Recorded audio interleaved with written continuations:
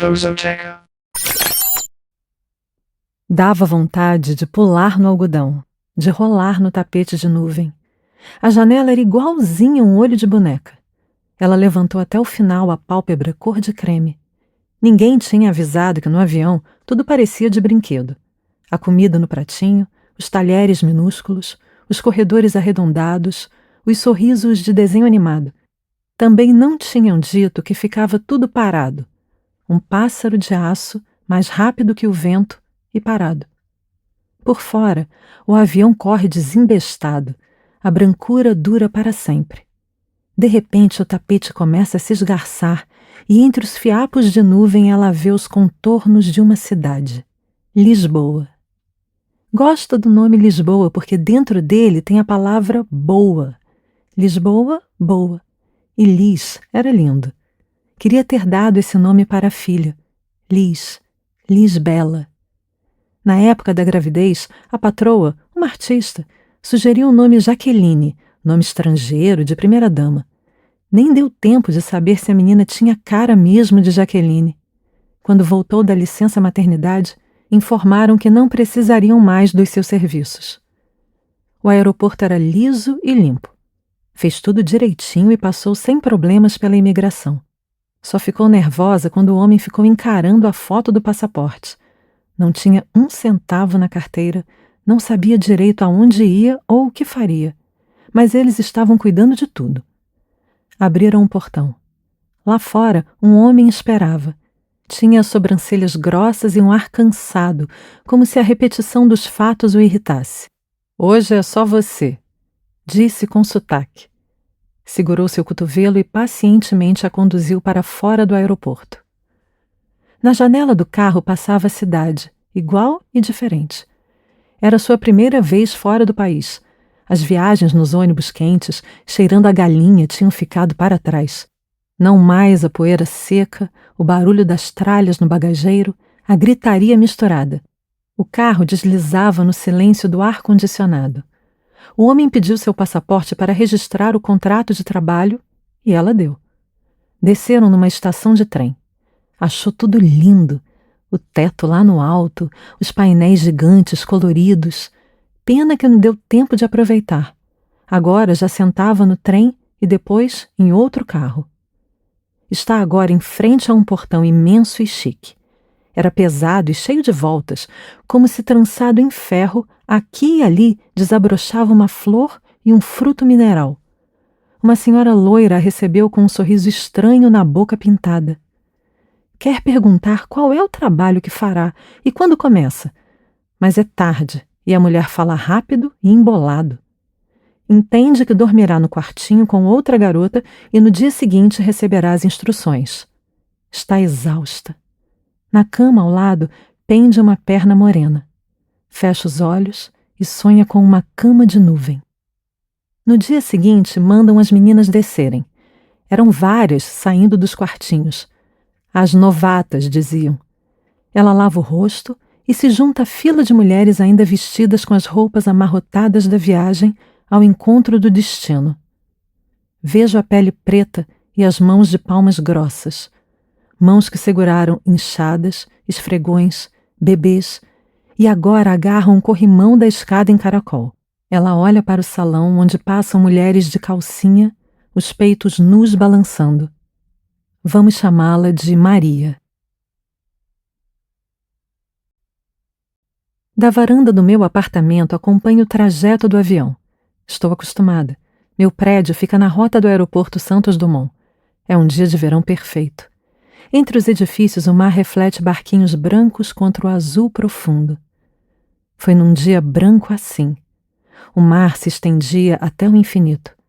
Era minha primeira vez num navio, um cruzeiro escolhido entre vários de um prospecto colorido. No convés, no entanto, tudo era meio deprimente. Crianças lambuzadas de sorvete gritavam histéricas. Grupos infantilizados copiavam coreografias de um animador musculoso. Ignorantes da viagem, adultos de todas as idades e tamanhos comiam olhando a TV suspensa nos bares estrategicamente situados ao lado das piscinas. Eram 3. Cada uma um micro-universo de comida e diversão. Minha filha Alice estava com 7 anos. Eu tinha me separado há pouco tempo e pedira para minha mãe me acompanhar. Era consolador saber que haveria uma programação com recreadores, piscinas, refeições prontas em restaurantes diversos, tudo pré-pago, de modo que eu não precisaria me preocupar com nada. E o mar? Eu fechava os olhos e via meus avós, imigrantes a caminho do Brasil, as roupas pretas e gastas queimando sob o sol. A água ondulante me fazia sonhar com viagens transatlânticas de uma elegância extinta. Por exemplo, os tripulantes e o fascínio ancestral do uniforme. Sonhava com normalistas, com mulheres bem vestidas da primeira metade do século XX. Olhavam de soslaio, sussurravam e riam, cobrindo a boca com as mãos delicadas. Os risos delas se misturavam aos gritos das crianças e me recobriam como um véu. Então o véu se abriu. Um marinheiro me olhava insistentemente.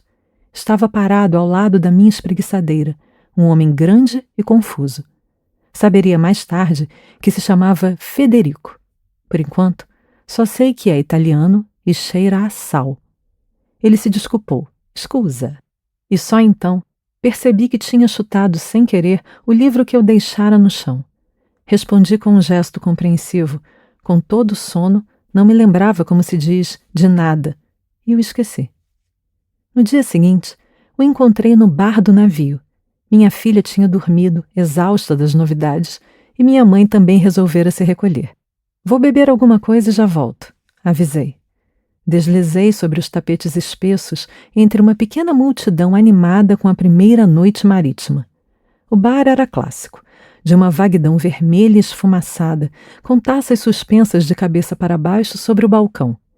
Escolhi um dos bancos e, antes de ver o cardápio, acompanhei a perícia do barman, que inseria, sacudia e despejava com soberba indiferença.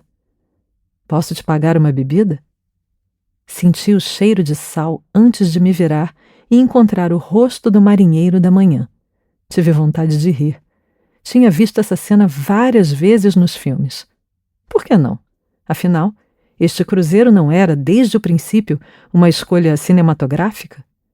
Assim, concordei, sorri, molhei os lábios com o drink, senti a doçura forte, ri da parolagem ao pé do meu ouvido. Parla italiano? English? Where are you from? I love Brazil. O acompanhei até uma das discotecas do navio, dancei, não escutei nada sob a música estrondosa, fiquei tonta na multidão, senti a mão dele descendo pelas minhas costas até a carne do quadril, me deixei levar até a varanda mais arejada. Lá, em meio aos outros casais, ele cobriu meu rosto com a cara branca e ávida. A língua era pequena, mas os dentes enormes. Não beijava, mordia meus lábios, a língua, a boca toda.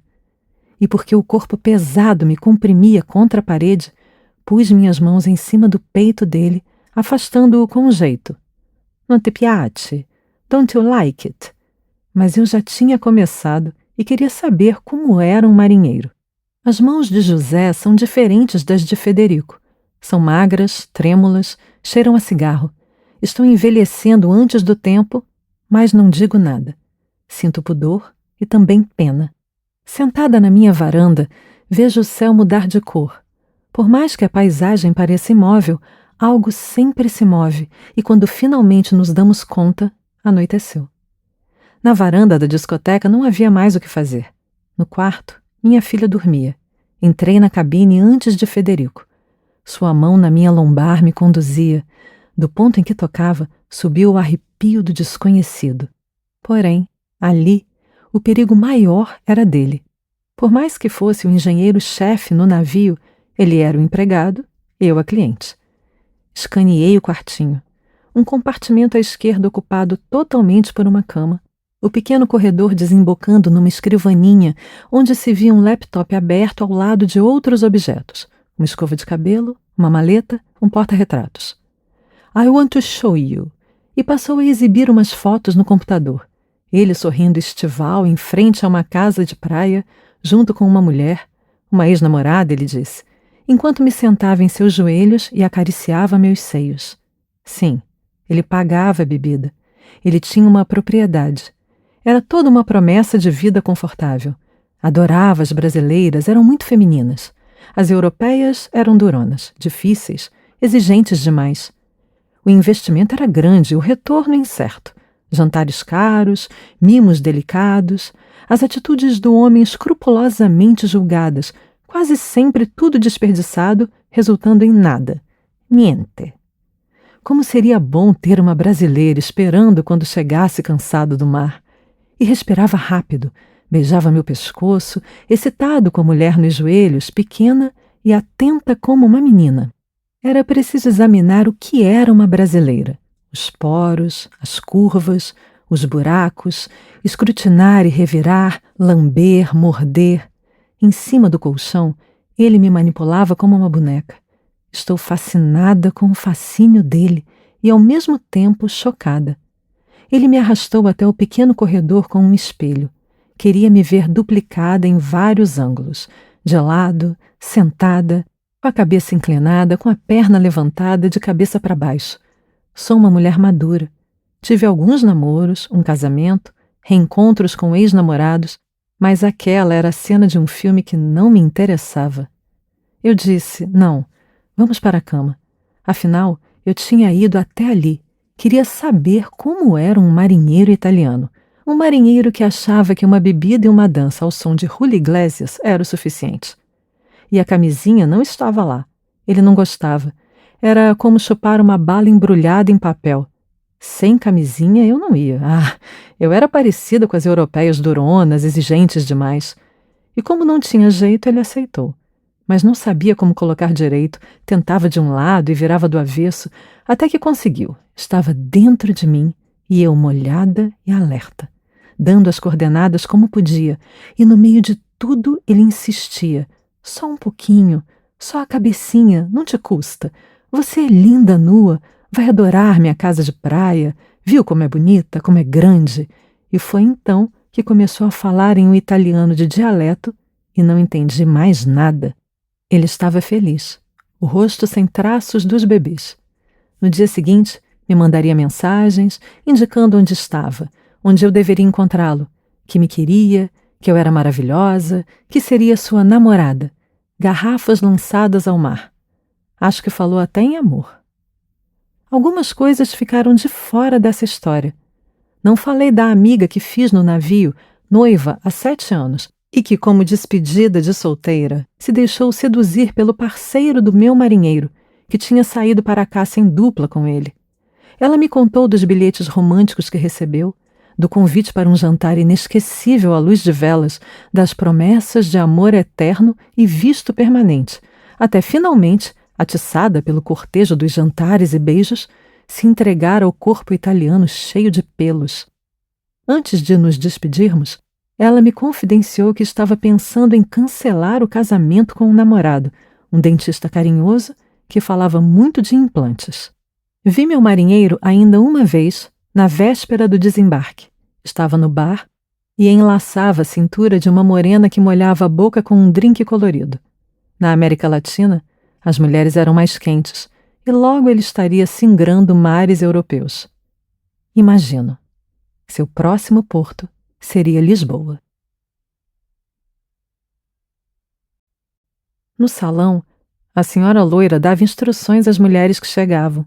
Aos poucos, a procissão se dispersava. Ela fez um sinal para Maria, que permaneceu imóvel, uma figura de boca meio aberta e dedos agarrados no corrimão. Do you speak English? Espanhol? Uma lufada de perfume a despertou quando a mulher chegou perto. A doçura do aroma não conseguia abafar o cheiro forte de suor antigo.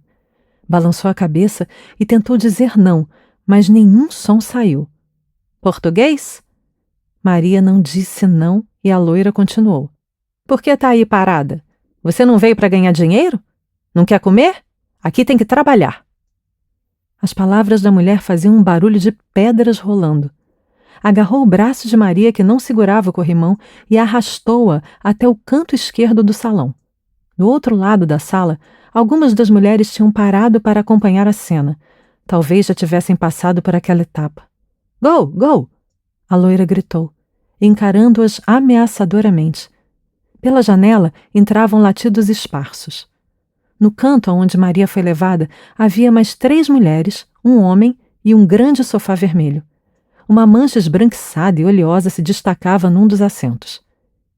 Lili, disse o homem enquanto tocava e puxava o cabelo de uma das mulheres. Era gordo e o cheiro que vinha dos seus pelos não estava coberto por nenhum perfume. A mulher que estava sendo examinada tinha um cabelo ralo e castanho, sem brilho, como os olhos. Lili, repetiu. Vamos resolver isso logo. Falava em português e pela cara das outras, Maria percebeu que não o entendiam. O homem olhou as outras de cima a baixo sem maior interesse. Esta leva não está muito boa, não. Maria olhou pela janela. Lá fora, seguranças passeavam cachorros amarrados em grossas coleiras. Queria ir embora imediatamente, mas como dizer isso à mulher loira e ao homem peludo? Nunca poderia imaginar que encontraria aquilo em Lisboa. Agora tirem a roupa. Close off. Dona Lili? Maria soprou com voz fraca. Dona Lili, não quero ficar aqui, não. A mulher se virou e a encarou. O quê? Não sabia que era assim, não me disseram. Quero ir embora. A mulher começou a rir uma gargalhada forçada de madrasta má. Depois fechou a cara abruptamente. Garota, você está devendo dinheiro. Fala para ela, Manolo. Só te devolvemos o passaporte depois que pagar sua dívida. Manolo concedeu a ela um olhar rápido. Parecia distraído. 50 euros por dia. Acha que foi barato te trazer aqui? Você está devendo 8.000 euros. Agora vamos. Avançando por trás do sofá, entraram num banheiro imenso. Parecia de novela. O chão frio de mármore, a banheira com torneiras douradas, um espelho cravejado de lâmpadas. Ela já tinha reparado no salão, amplo e imponente, apesar de em alguns pontos o carpete estar gasto e os móveis manchados. Bem diferente do quartinho onde passara a noite, com sua cama dura, seu armário simples. Na bancada da pia alinhavam-se vários objetos de beleza, escova, cremes e, tomando a maior parte do mármore preto, perucas de diversos formatos e cores sobre cabeças decapitadas de plástico. You! Lili apontou para a mulher de cabelo ralo. Come on, now! Foram sentando uma por uma em frente ao espelho de camarim. Lili pegava a tesoura e, sem maiores cuidados, ia cortando os cabelos delas. Por que não reagiam? Se perguntava Maria enquanto esperava pacientemente a sua vez. Cada rosto era um fantasma no espelho. Depois de uma primeira hesitação, as mulheres pareciam se entregar. Vão ficar bonitas, garantia Manolo enquanto pousava a mão pesada sobre o ombro de uma ou a perna de outra.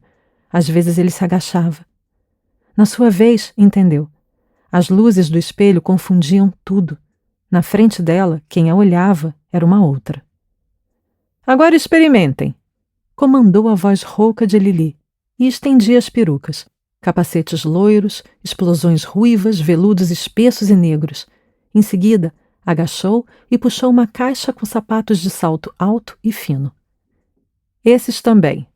Preciso saber o número de vocês, disse várias vezes, cada vez em uma língua diferente. Se fossem irmãs e meninas, disputariam as fantasias, testariam caras e bocas no espelho, imitariam modelos desfilando.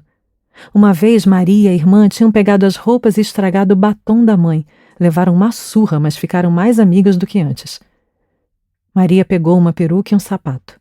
A peruca era vermelha e o sapato preto. As tiras eram finas demais para seus pés grossos, cheios de calos, e Maria teve vergonha. Acho que não é meu número, se desculpou. Enfiou a mão na caixa e pescou outro, de grossas tiras prateadas e salto altíssimo. Quando levantou, as pernas se entortaram para dentro e teve de segurar na bancada para não cair. Rápido! Vocês ainda precisam almoçar. Terminaram? São esses? Agora vão para cima. Up, up! Soluçou Lili. Manolo concordava com a cabeça e com as mãos. Às 3 horas vocês descem, só de calcinha e sutiã. E voltando-se para Maria. E você? Vê se aprende a andar de salto, parece uma galinha andando. No chão brilhante, os cabelos das 4 mulheres se misturavam despedaçados. O cabelo fino da primeira, os fios elétricos da segunda, as mechas de cor indefinida da terceira e as molinhas dela que tinham custado tanto para crescer. Uma mulher veio e começou a varrê-los. Foi o seu terceiro homem da primeira noite, um marinheiro. Parecia artista. Alto, corpulento, olhos claros e brilhantes. Antigamente, ela costumava achar lindo o uniforme branco, cap. Uma vez, na festa junina da cidade, um marinheiro dançou com ela, e ela riu de como ele era desastrado, não sabia onde meter os pés.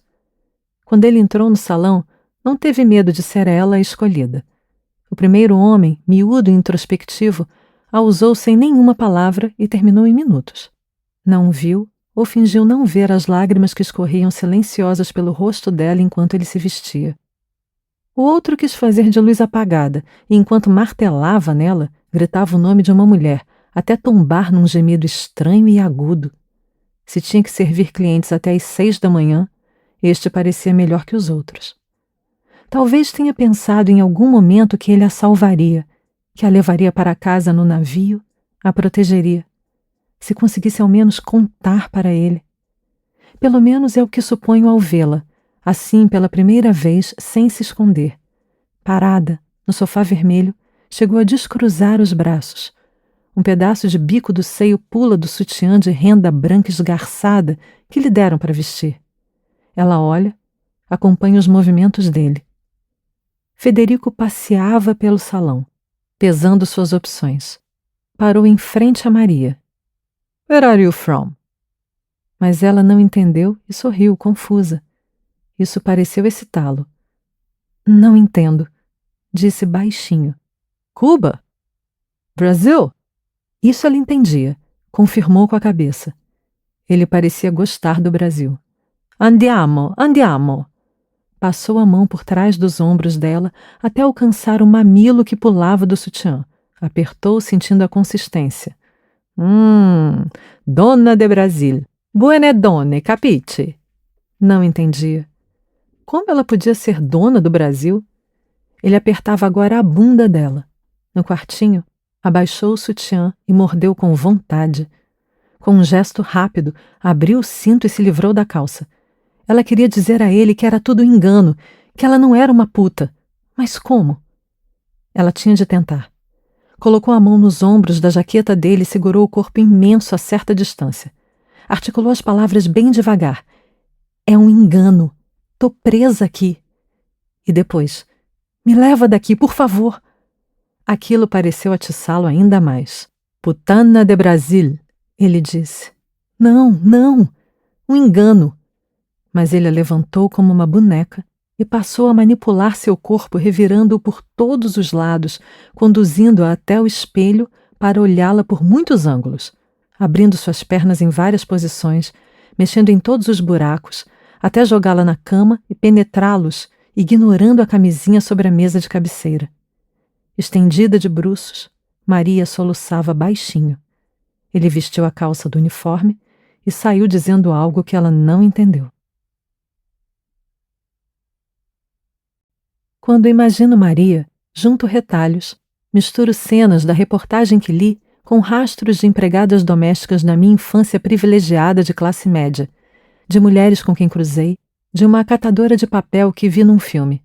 Penso, é claro, também nos escritores, nos que cultivaram a proximidade e a distância, mas escritores são sempre um perigo. Por exemplo, estas palavras sobre Lili, que o repórter da matéria transcreve. Ela era muito arrogante, muito bruta. A gente não podia conversar muito. Eu morava com uma colega no quarto. Ela era africana. A gente nunca ficava conversando porque a gente não se entendia. Eles faziam isso de propósito para não ter conversa. Mas teria ela usado mesmo a palavra arrogante? Ou duvido disso por preconceito? Teria querido encaixar em seu discurso uma palavra difícil para impressionar o repórter? A citação termina com uma frase impressionante. A gente só conversava chorando. Há tantas formas de conversar. Uns conversam chorando, outros batendo e gritando, outros pelo silêncio.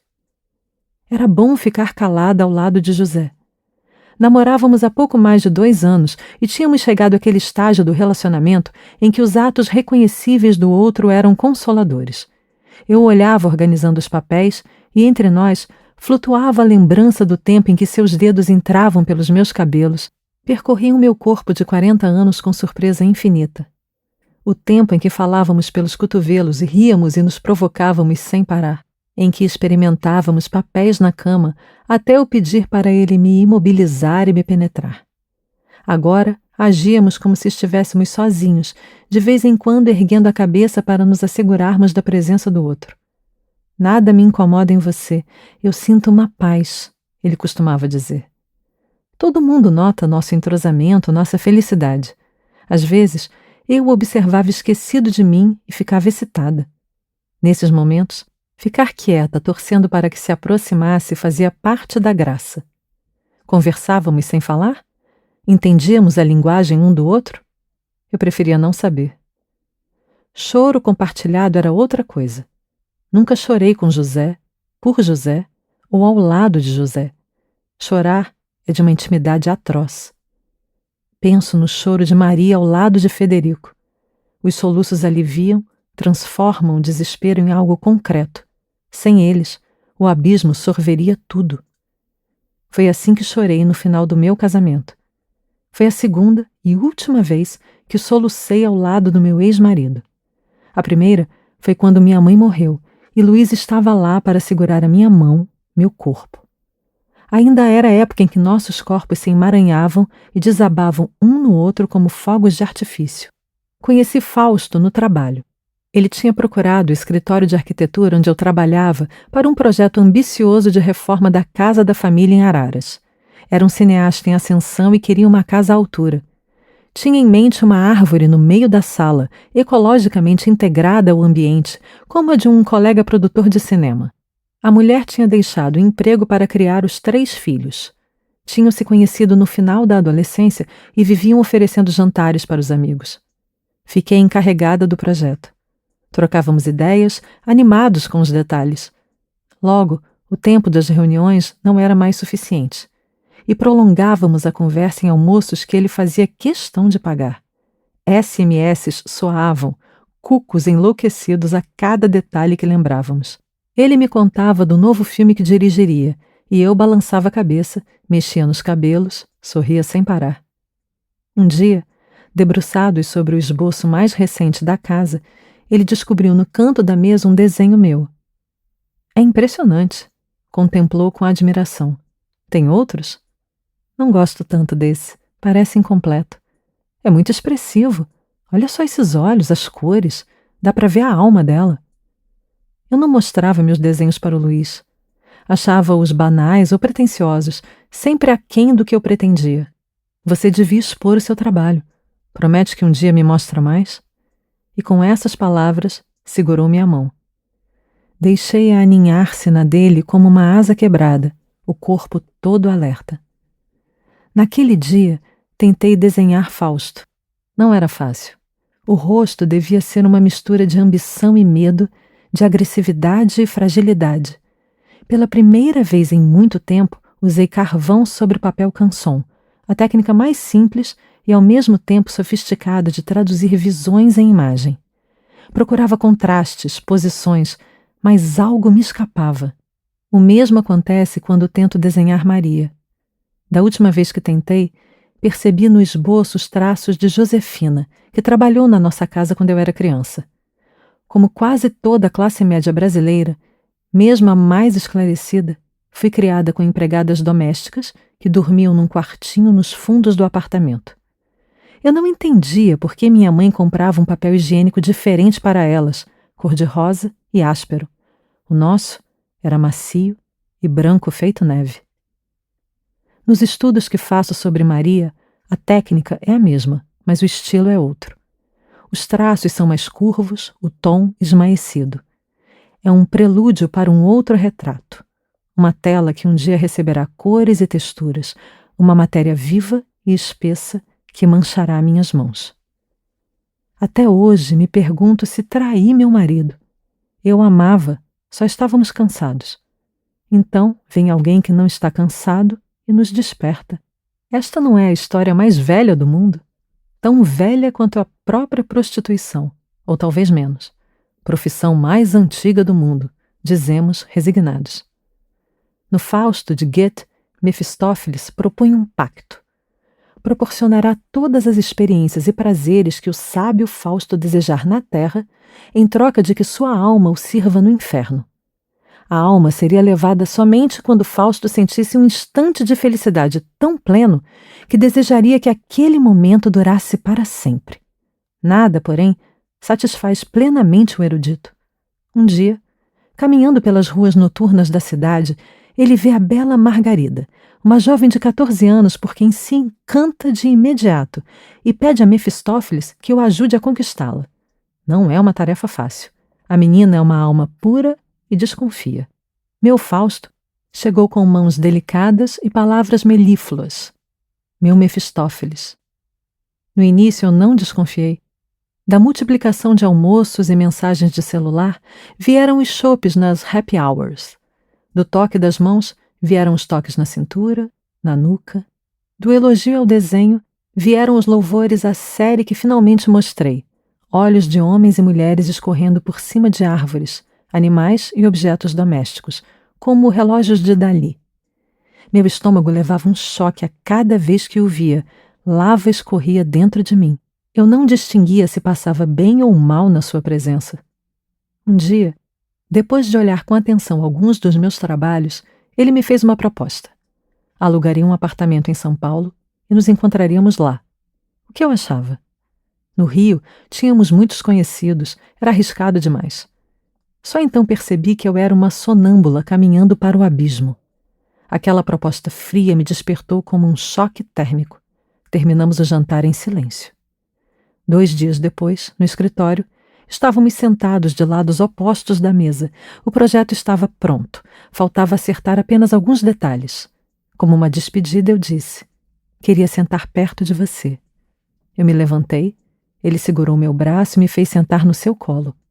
Fechei os olhos, embalada como uma criança. Lembrei de quando meu pai fazia cavalinho comigo.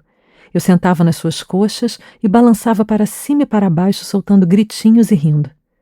Senti a calça dele endurecendo sob as minhas coxas, um grande pedaço de madeira maciça que ele sacou com rapidez inesperada. Com a mesma rapidez, levantou minha saia e afastou minha calcinha. Quando a dor entrou, não tive coragem de fazer nada. Até que uma batida na porta nos interrompeu. O resto? Mal lembro o resto. Por alguns dias, fiquei sentindo como se tivessem me arranhado por dentro. O Fausto de Goethe, depois de seduzir Margarida, a abandona grávida, e a moça, acusada de matar o próprio filho recém-nascido, é condenada à prisão e à morte. Tentei agir como se nada tivesse acontecido, mas estava tudo acabado.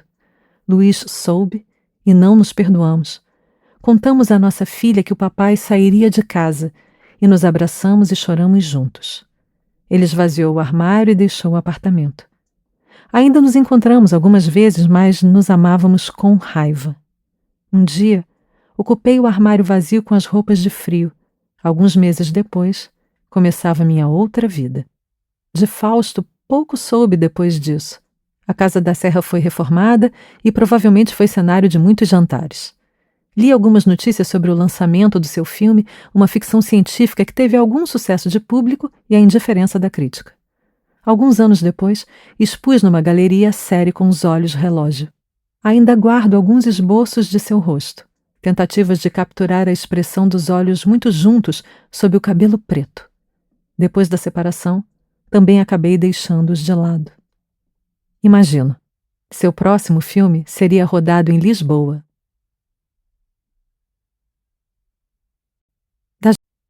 Da janela do quarto podia ver o pomar. Era cheio de árvores de mexerique e de laranja. Espichando o pescoço, dava para ver uma piscina, um jardim e um imenso pátio. Ainda não tinha ido lá. Até agora só tinha atendido clientes que ficavam poucas horas no quarto onde dormia mesmo. Eram 8 deles na parte da frente do sobrado. Também não conhecia os quartos dos fundos, alugados para programas de mais de um dia.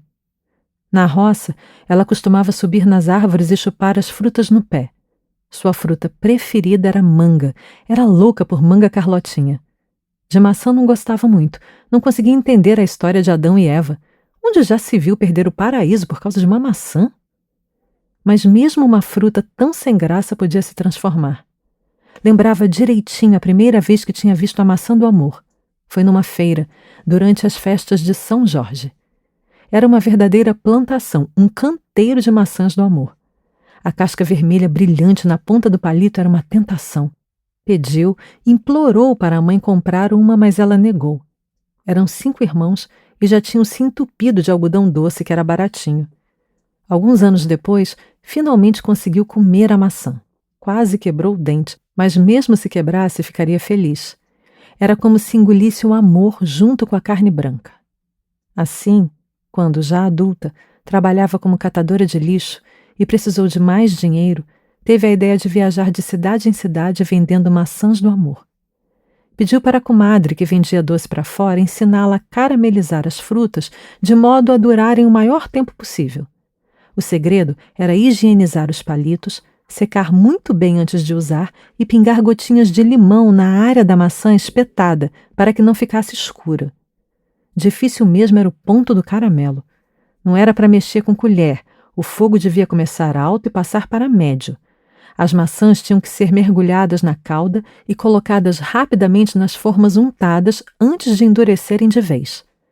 Desde pequena, aprendera que o sustento não vem nunca de um só lugar.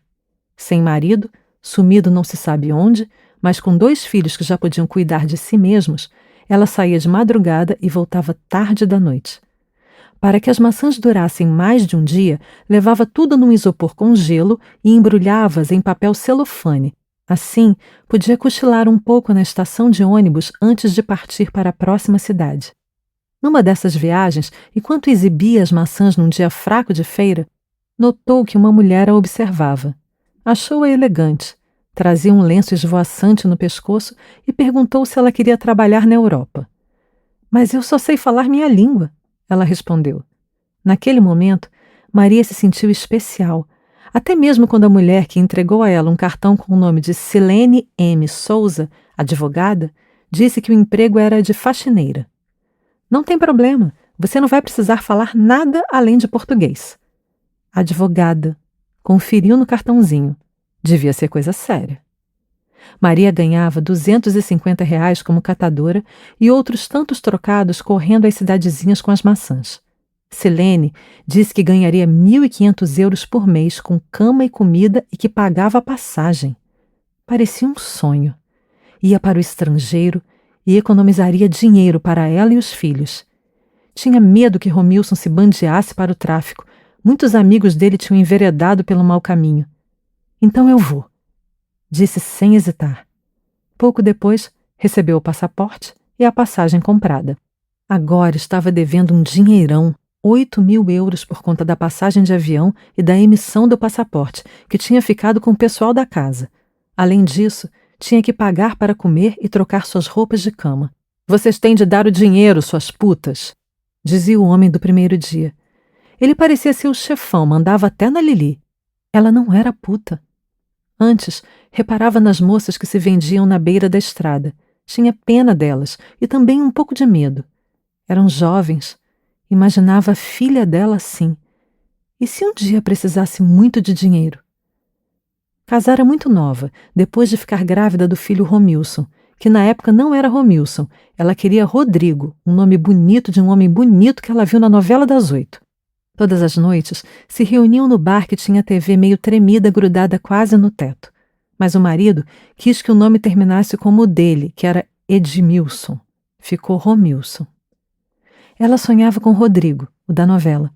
E pensando bem, era melhor mesmo que não fosse mesmo esse o nome do filho. Pensava em Rodrigo na cama, enquanto sentia o cheiro de bebida do marido sobre si, no seu cabelo bem penteado e na maneira como ele abraçava Carolina Lessa de Matos, cheirando o pescoço e subindo até a boca. Mas esse nome, Fausto, ela não conhecia. Foi o que respondeu quando um homem magro de cabelos pretos lhe perguntou, enquanto desafivelava o cinto grosso de pele de cobra: "Você conhece o meu nome? Sabe quem foi Fausto?" Falava em português. Tinha escolhido Maria por isso mesmo, era brasileiro e queria falar a própria língua. Será que ela deveria contar a ele que era uma prisioneira? Vários dias já tinham se passado desde o marinheiro italiano. Talvez, entendendo português, o homem a ajudasse. Decidiu falar. Estavam em pé ao lado da cama e ela ia começar a falar, mas ele a reteve. Passou a mão por cima do sutiã, foi descendo até a calcinha. Fausto fez um pacto com o demônio, ele disse. Maria, sem querer, deu um pulo. Calma, o pacto tinha um objetivo. O homem a virou de costas. Gosto de pretas. Nunca tem bunda murcha. Maria já tinha aprendido isto. Por mais educado que o cliente fosse, sem roupa era outra história. Era impossível falar porque o homem tinha abaixado sua calcinha. Enquanto agarrava as suas costas e a orientava a segurar na moldura da cama, ele ia explicando. Fausto pensava grande. Ele troca a própria alma pelos prazeres que deseja. Começou a forçar por trás, ia falando e enfiando. Dinheiro, joias, bebida, potência sexual, plenitude. Ele era muito grande, doía muito. Terminou em poucos minutos. Só quando ele foi embora, Maria percebeu que estava sangrando. Ela tinha aprendido a só chorar depois do expediente no quartinho. Eram 2 ou 3 em cada quarto e ela dividia o seu com uma africana. Não falavam a mesma língua e tinham vergonha de tentar se comunicar de outra forma. Só conversavam chorando. Se falassem a mesma língua, contaria que começara a trabalhar aos 7 anos.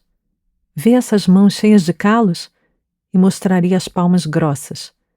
Peguei na enxada quando era criança, para ajudar meus pais a conseguir comida pra gente. Depois, adolescente, trabalhei em casa de madame. O marido dela também gostava de pretas. Acabei demitida quando a patroa viu um dia ele dar um apertão na minha bunda. Eu não levava mal e também precisava do emprego. Deixei a escola para ser cozinheira profissional. Acredita que cozinhei até em casa de artista? Diria orgulhosa. Se pudesse dar conselhos, e se suas colegas não estivessem presas também, diria a elas: não deixem de estudar. Pelo menos não se deixariam enganar tão fácil. Diria também que, se pudesse, mataria para sair dali.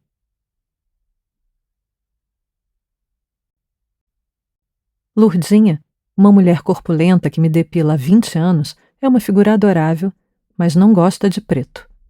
São essas as palavras que usa, apesar da cor da própria pele e dos traços obviamente mestiços. Não gosto de preto. Foi um negro que lhe deu as 2 filhas. Moraram juntos um tempo, brigaram e reataram algumas vezes, e depois de algum tempo ele sumiu. Fui louca por ele, acredita? Mas agora só gosto de cearense, ela diz, com uma piscadela e um gesto sugestivo das mãos. Têm cabeça chata, são tranquilinhos, mas não negam fogo, profere com um brilho no olhar, enquanto arranca a cera da minha perna. Alguns homens dizem, gosto de pretas. Nossa herança escravocrata é uma ferida que não termina de latejar. Mulheres negras costumam ser associadas à sexualidade e à submissão. Muitas crianças de classe média e alta no Brasil tiveram uma babá, uma empregada, uma mãe preta, a quem amaram e por quem foram acarinhadas. Meninos foram iniciados em ato ou desejo por essas mulheres. Com homens pretos, a sexualidade paira violenta como uma sombra. Tive um namorado negro e ambos fingíamos que ele não era preto. Quando tudo terminou, nos olhávamos e não nos reconhecíamos. Estou sentada no sofá de casa, em cima de uma toalha, para não sujar o estofado. Lurdinha fala sem parar, de vez em quando me fulminando com perguntas. É uma novela que acompanho há anos, sempre torcendo para a minha personagem favorita. Um dos netos, transexual, tinha arrumado confusão mais uma vez. Desta vez era grave, porque envolvia o pessoal do tráfico, que se dava muito bem, aliás, com o outro neto dela, que cortava o cabelo da galera toda do morro. Crescera com os traficantes, mas graças a Deus não era do movimento. Os 2 irmãos tinham virado praticamente inimigos, porque o primeiro exigia dinheiro da mãe para os hormônios e, às vezes, drogado, se tornava violento. Ah, mas ele que não se meta de novo comigo. Já foi o tempo que ele me tirava algum dinheiro. E o namorado, vai bem? Pergunta Lurdinha sem transição, enquanto examina a cera com os pelos longos e esparsos de mais de um mês. Confirmo que está tudo bem. Ele chega de viagem hoje, foi para um evento em Manaus. Ai, minha clientinha chique com namorado importante. Lourdinha me trata como se eu tivesse os 20 anos da época em que me conheceu. Te contei do meu cearense novo? Esse tem pegada, me deixa mansinha. Homem, entende? O seu tem? Rio com ela, respondo que sim. No começo era mais, claro. Depois veio a rotina. Mas agora estávamos há 2 semanas sem nos vermos. Lourdinha coloca a mão nas cadeiras. Ah, por isso a pressa de depilar. A coisa vai ser boa. Graças a Deus você me ligou, tô com pouca cliente. Primeiro foi a depilação a laser, agora tá todo mundo indo para Portugal. Vai ficar tudo peluda, bigoduda, que nem as portuguesas. Mas você não vai me abandonar, né? Digo que não. Claro que não. O país estava se derretendo, as classes média e alta fugindo para Portugal, onde havia menos violência e as pessoas podiam andar sem medo nas ruas. Pelo menos era o que se dizia. Mas foi a Portugal que Maria e outras mulheres foram levadas para servir de escravas sexuais. Aparentemente, a sede da quadrilha era em Lisboa, embora tivesse ramificações em outros lugares, como na Espanha. Na matéria que li sobre a história de Maria, relata-se como ela, depois de adoecer, foi transferida e depois abandonada na Espanha. Estive em Lisboa 2 vezes. Tive a impressão de que, se o Rio de Janeiro pudesse dormir e sonhar, seu sonho seria Lisboa. Na segunda vez que estive lá, hospedada num apartamento alugado no bairro da Graça, me encontrei com um desenhista a quem fui apresentada no lançamento do seu novo livro no Brasil, uma interessante tradução em quadrinhos de Os Lusíadas, que misturava estética renascentista com pop art. Vamos chamá-lo de Ulisses. Combinei com Ulisses de nos vermos à noite no apartamento da Graça. De manhã, fui até Cascais e pedalei furiosamente sob o sol. Quando cheguei no quarto, tremia de febre. Tomei um comprimido e liguei para Ulisses. Sua voz soou contrariada. Será que até a noite não melhorei? Que azar ficar doente quando tínhamos tanto tempo. Tentei tranquilizá-lo. Até amanhã devo estar melhor. É que ele tem muitos compromissos. Além dos profissionais, tem a família, uma mulher e 3 filhos. A mulher, que o conhece muito bem, sabe sem saber ou não sabe sabendo. De todo modo, nosso encontro é um jogo de encaixes e Ulisses não gosta de esperar. No meio da noite, tomei mais um comprimido de ibuprofeno. O dia amanheceu chuvoso e escuro, mas meu coração estava alegre. Medi a temperatura, sem febre. Passei o dia inteiro me arrumando para o encontro. No banho, trêmula, me distraí enquanto esfregava a barriga, as pernas. Passei muito tempo revirando minhas poucas roupas de viagem em busca da combinação mais atraente. Meia calça preta ou vinho? Cachecol ou lenço? O que mostrar? O quanto esconder? O verdadeiro amante é aquele que espera. O coração salta, o estômago se contrai, a cabeça entontece, enquanto o desconhecido se abre sob nossos pés. Quando deixamos de esperar, é porque o amor se foi, ou se transformou em paisagem. Éramos 2 adultos que sabiam o que estavam fazendo. Eu, desde a separação, experimento histórias como roupas. De modo que, quando a campainha tocou e desci as escadas e abri a porta encontrando o homem encapuzado, fui atingida por uma onda de ternura. Sob a capa de chuva, os olhos de mais de 40 anos brilhavam como uma taça de vinho. Não o abracei, como era minha vontade. Mal nos tocamos. Sorri e comecei a subir os 3 lances de escada, sentindo o olhar dele me queimar a parte de trás do corpo. No caminho, ele pegava nos meus cabelos, na cintura, ia deslizando a mão feito água. Afastei-o levemente para abrir a porta. No instante seguinte, ele se atirava sobre mim. De toda a noite, guardei uma cena em especial. Nós 2 sentados abraçados. Ele alisando com uma mão minha nuca, enquanto com a outra me arrebanhava delicadamente os cabelos, como se estivesse a ponto de degolar o pescoço branco, mas num gesto magnífico, abdicasse do ato em nome da beleza. Eu me deixava mostrar indefesa, excitada com seu prazer, até que o virei de costas e comecei eu também o meu número. Durante os pequenos combates que se seguiram, o mal-entendido maior foi o das línguas. Gosto de sentir a minha língua roçar a língua de Luís de Camões. Mas como levar a sério palavras chulas tão diferentes das nossas? A linguagem das imagens é mais fácil. Mais fácil entender o pescoço à mostra, o corpo de costas, os joelhos dobrados, a boca entreaberta, as pálpebras como borboletas, o tremor, o doce desmaio. Imagino se Ulisses gostaria de conhecer a casa das mulheres. Tenho vergonha de dizer, mas fico excitada quando o vejo chegando e descendo as escadas.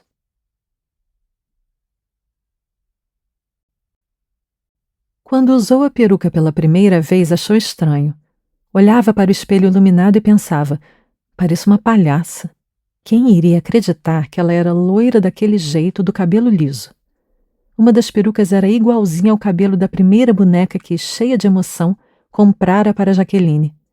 Ela mesma nunca tivera brinquedos. Sua boneca era a irmãzinha mais nova, de quem cuidava para ajudar a mãe. Mas não era a mesma coisa. Jaqueline podia balançar, sacudir, beijar, morder, esmagar, se cansar da boneca e até arrancar seus cabelos, torcer-lhe os membros, jogá-la no chão. Ela não. Estava sempre à beira do perigo, vigiada pela mãe e por si mesma.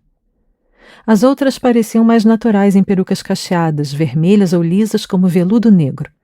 Só não tinha peruca de cabelo como o dela. Também, quem ia querer cabelo duro? Ao lado dela, duas meninas pegavam o cabelo da noite. Era cada dia uma peruca, assim os clientes não se cansavam. As meninas pareciam ser menores de idade. Lembrou da filha pequena brincando de molinha com o cabelo dela. Toim, toim. Ela falava e morria de rir, enquanto a mãozinha pulava na cabeça da mãe. O coração de Maria se encolheu e ela escondeu o rosto com as mãos. Quando as retirou, o contorno dos olhos estava roxo. — O que aconteceu? Te bateram? Perguntou baixinho a que parecia mais criança. Tinha gordas bochechas brancas e falava português com sotaque carioca. A boca estava borrada de um vermelho vivo e fazia um contraste lamentável com os cabelos castanhos claros cortados rente. Para disfarçar a conversa, pegou a peruca de cabelo preto de Índia, com franjinhas, e encaixou-a meio torta na cabeça. O chefão, o tal Manolo, que era vesgo ao contrário, um olho virado para cada lado, parecia estar sempre as espiando de canto. Foi bom ouvir português brasileiro, porque na maioria das vezes as vozes se misturavam em espanhol. Chica, que passa? Joder, chica, prepárate. Cabrón, de puta madre, cierra la boquita. Algumas daquelas mulheres tinham um aspecto de índias. Quando conseguiam falar, diziam que eram venezuelanas, paraguaias, bolivianas. Soube também que algumas vinham do Marrocos. Maria respondeu que não tinham batido. Era só a maquiagem escorrendo. Ela já sabia que muitas levavam surras dos clientes, porque às vezes apareciam com manchas roxas, só que ainda não tinha acontecido com ela. O seu nome hoje é Chica da Silva, disse o chefão apontando para ela. Guardou? Maria sabia quem era Chica da Silva por causa da novela que viu quando era pequena. A Chica usava uma peruca branca que parecia um bolo de noiva ou uma coroa. Ali não tinha nenhuma peruca daquelas. A atriz que fazia a Chica era linda e mandava em todo mundo. Era também muito cruel. Uma vez mandou arrancar os dentes de uma escrava inimiga. Outra envenenou os rios e poços para que fossem lhe implorar água. Virou até nome de rio e teve um navio, tudo porque um homem importante se apaixonou por ela. No armazém, ela concordava quando as pessoas criticavam as maldades da ex-escrava, mas à noite, na sua esteira, sonhava em ser Chica. De quem ela se vingaria, então? A peruca de Maria era volumosa, uma cascata de ondas castanhas. Olhou para o espelho e se perguntou qual seria o aspecto da verdadeira Chica da Silva. As duas meninas brasileiras foram chamadas de Flor Bela e Inês. Manolo colocou uma flor no cabelo, peruca, de Flor Bela, e outra no sutiã, para combinar com o nome, ele disse. Inês ficou com a peruca de Índia mesmo. Só faltavam umas penas entre as pernas, riu o chefe. Você tá bem esquisita. E Chica, vê se com esse nome você consegue fazer mais de 200 euros hoje. Faz tudo o que te pedirem, viu? No ritmo que tá, você vai ficar devendo para sempre. Ulisses devia ser o 6º ou 7º da noite. Tinha perdido a conta. Mas guardou bem o nome na memória, porque, diferente dos outros, ele tirou um papel de uma bolsa de couro que trazia e pediu para ela ficar sentada bem quieta na cama. Pode ficar tranquila que vou pagar todo o tempo que te tomar, ele disse, sorrindo em português de Portugal. Com um lápis preto grosso começou a rabiscar no papel. Vira um pouco de lado, assim. Agora tira o cabelo do pescoço. Ele ia dizendo e ela obedecendo. Ele tirou a camisa. Muito calor aqui. Não acha que está quente? Abre um pouco as pernas, disse. Mas sem tirar a calcinha. Isso. Agora de frente, puxando o cabelo pro alto, num rabo de cavalo. Ela tentou e não conseguiu. Será que ele ficaria só nisso? Talvez fosse de quarto em quarto desenhando as mulheres. Queria pedir para ver o desenho, mas não sabia se podia. Se o Manolo soubesse, ia bater nela. Melhor ficar quietinha enquanto ele continuava. Não consegue fazer o rabo de cavalo? Ela tentou de novo e fez como pôde, porque o cabelo da peruca era cheio demais e meio duro, como se tivesse laquê. O tom de voz dele ficou baixo e aliciante. Então agora mostra o rabo. Não o do cabelo, o teu rabo mesmo. É para levantar? Maria perguntou. Sim, levante, disse rabiscando cada vez mais rápido, e antes de se virar de costas, ela viu no papel pedaços de um corpo sem rosto em vários quadrinhos enfileirados. Ouviu a respiração acelerada na sua nuca e sentiu a mão dele afastar os fios abundantes da peruca, deixando o pescoço totalmente à mostra. Então, não viu mais nada.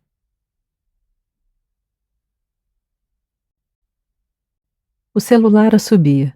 É José. Quer saber se deve trazer alguma coisa. Saiu do metrô e está entrando na rua do supermercado. Vejo-o pegar o cigarro, chupá-lo como se fosse uma alma. Não, não precisa. Ou talvez sim, que traga pão francês. 4, para garantir. Vou até a cozinha colocar o vinho na geladeira. Debaixo dos meus pés o chão está fresco. Alice está fora e temos a casa inteira. José e minha filha se odeiam educadamente. Ele finge que se alegra com as conquistas dela, ela finge menos. Recolho os esboços espalhados em cima da mesa. Minhas visões de Maria, Lili, Manolo, o vesgo, a jovem com a peruca de Índia. Os homens que frequentam os quartinhos retratados com uma cabeça de touro, como pequenos minotauros. Ainda não sei se vou mostrá-los a José. São incipientes e, afinal, hoje o dono das histórias é ele. Antes da viagem estava empolgado como nunca. Sua reportagem O Sábio do Cerrado ganhara um prêmio e ele ia receber a homenagem das mãos do mítico Gilberto Peixoto, que revolucionara a escrita jornalística no Brasil. José fizera o retrato de Seu João das Neves, vulgo Sabiá Barranco, um homem de mais de 80 anos que fora jagunço na juventude e que, aficionado por música e mais especialmente por ópera, chegou a se apresentar em teatros e feiras depois de aposentar as armas. Na matéria, adotava maneirismos de Guimarães Rosa, comparando Seu João com Reobaldo do Grande Sertão Veredas. Eu não pude acompanhá-lo na viagem. Tinha de ficar com minha filha, que estava em época de provas e, embora mantivesse a atitude blasé, precisava de mim. Estou de férias, a semana tem sido ampla como a própria varanda, os gestos soltos, o pensamento livre. Apenas o apito do celular me limitava. Era José me prestando conta de todos os seus passos. Tinha sido assim desde o início, uma procissão de bom dias no celular e corações e declarações e carinhas sorrindo difíceis de recusar. A campainha toca. Abro e vejo o rosto ao mesmo tempo familiar e estranho. A semana tinha colocado uma membrana leitosa nos seus olhos, como se tivesse encanecido.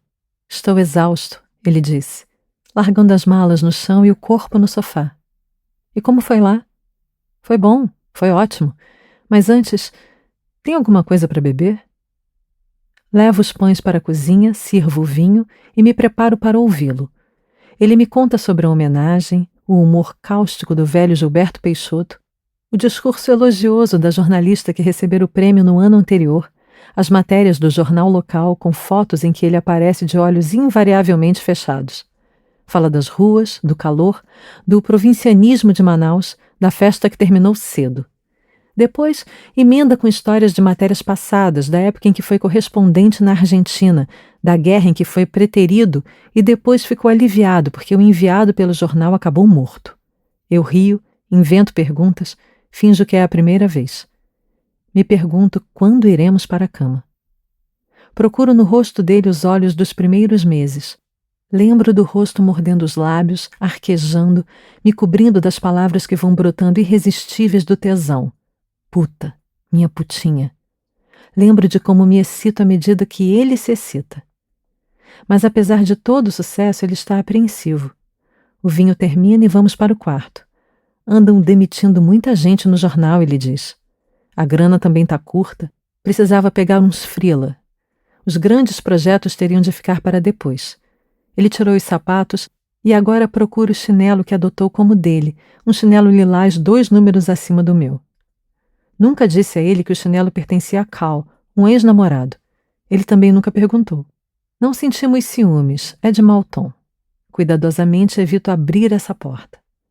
Há alguns anos, fiz uma série de desenhos intitulada Os Homens Altos. São figuras masculinas de Modigliani, baseadas em 3 homens de mais de 1,90 m de altura com quem vivia alguma história amorosa.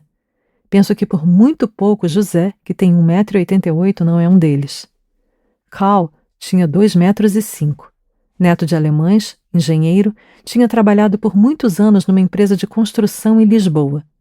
Tivera bastante dinheiro e sucesso, mas algo ocorrera de maneira misteriosa e agora tentava reconstruir a vida, hospedado no pequeno apartamento de uma tia no Rio de Janeiro. Era tão alto que era impossível sair com ele sem salto. Tinha sido um aluno regular, um adolescente grande e desajeitado, daqueles que sentam no fundo e não entendem as garotas. Quando ele falava alguma bobagem, eu costumava brincar perguntando se o ar lá em cima era rarefeito.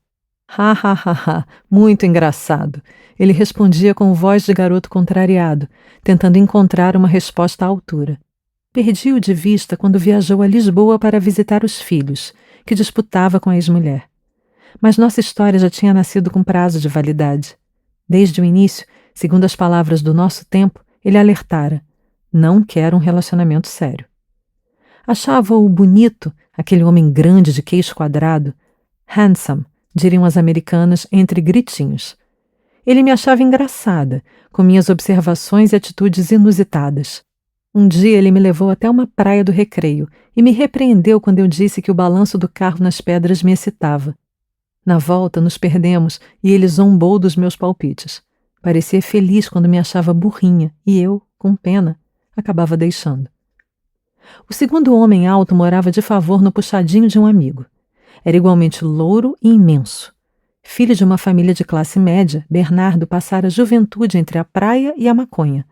Quando chegou aos 40 anos e olhou para os lados, tinha apenas dívidas, uma ex-namorada que o odiava e um filho pequeno a quem não podia sustentar. Eu o consolava, mas já na terceira vez que fui a seu bunker cheirando a suor e maconha, ele não tinha mais energia. Com ele, eu não brincava sobre ar rarefeito. O terceiro tinha 1,92 m. Nos conhecemos no jantar oferecido por uma amiga, no qual ele não parava de olhar minhas botas pretas de salto. Trocamos contatos e depois de checar o terreno me convidou para sair. Era também arquiteto e tínhamos algumas afinidades. Gostávamos dos mesmos artistas e desprezávamos outros por razões parecidas. Já na primeira vez na cama, empolgado, me explicava que para ele havia 2 tipos principais de relacionamento, e o nosso era obviamente o segundo. Nessa condição, me convidou para uma viagem a uma pousada na serra que adorava. Foram 4 dias de tranquilidade ao ar livre e furor entre 4 paredes.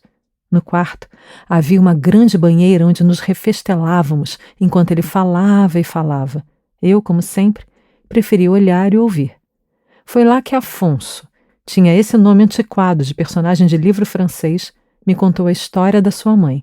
Estava doente há longos meses, não costumava se dar bem com a mãe, uma mulher distante e bastante autoritária, mas o sofrimento da doença era um martírio não só para ela, mas para todos da família. Com a quimioterapia, tinha perdido boa parte dos cabelos bem penteados, emagrecera muito além do que poderia alguma vez desejar, sua pele uma membrana enrugada sobre ossos. Então, deitada na cama, deixou de falar e mergulhou num semicoma. Os meses se passaram, os irmãos se revezavam e nada mudava. Então, se lembrou das vezes que ela tinha dito que preferia morrer a definhar numa cama de hospital. Foi questão de minutos. Consultou um amigo médico e, quando estava sozinho com a mãe no quarto, injetou no soro um líquido que não deixava vestígios. Foi melhor para todo mundo, falou investigando os meus olhos, e mergulhou na banheira quente. Foi também nessa banheira que Afonso me fez pela primeira vez sua proposta. Queria que eu fosse com ele a uma casa de swing.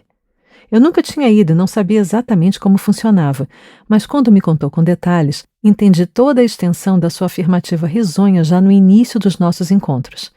Você sabe que está namorando um velho tarado, não sabe? Tinha descoberto a troca de casais ainda durante o casamento e nunca mais tinha parado.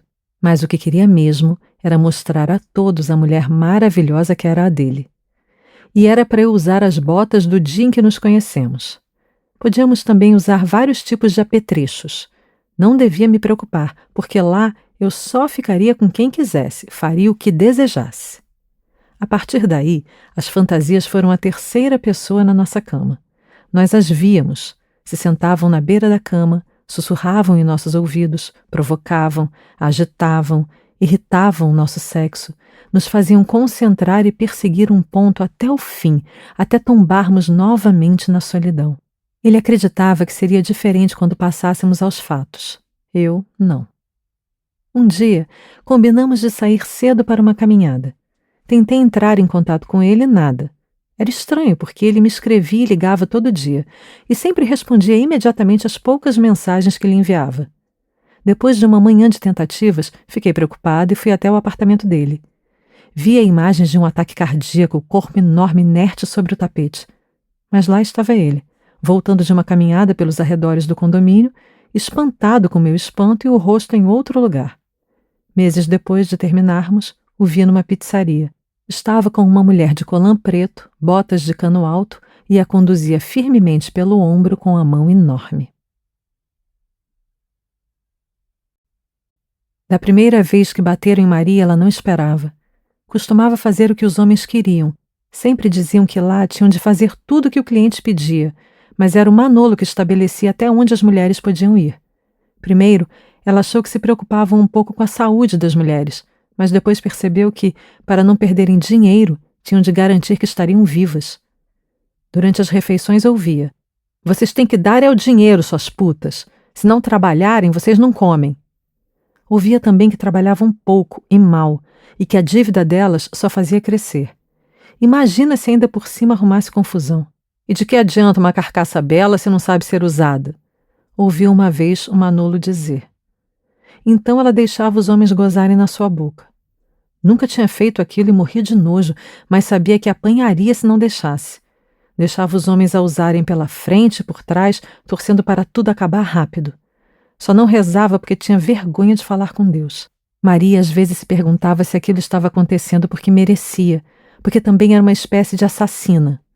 Quando tinha 14 anos, um dia as regras pararam de vir e se deixou levar pelo primeiro homem para uma casa escura e meio abandonada, onde lhe deram um pano para cheirar e lhe disseram que não doeria nada. Depois se sentiu uma burra por ter ido.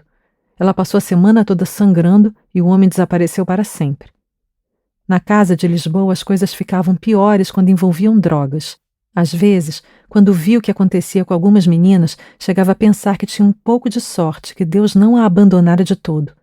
A cocaína atraía muitos clientes, que alugavam quartos e ficavam trancados por 1 ou 2 dias com mulheres que eram forçadas a usar a droga com eles. Preferiam as novinhas, ou talvez Lili tivesse um estoque de mulheres viciadas e não causariam tantos problemas.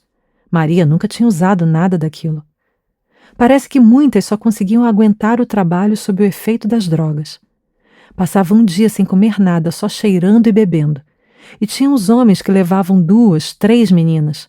Quando finalmente saíam do quarto, podia-se ver o sangue escorrendo delas.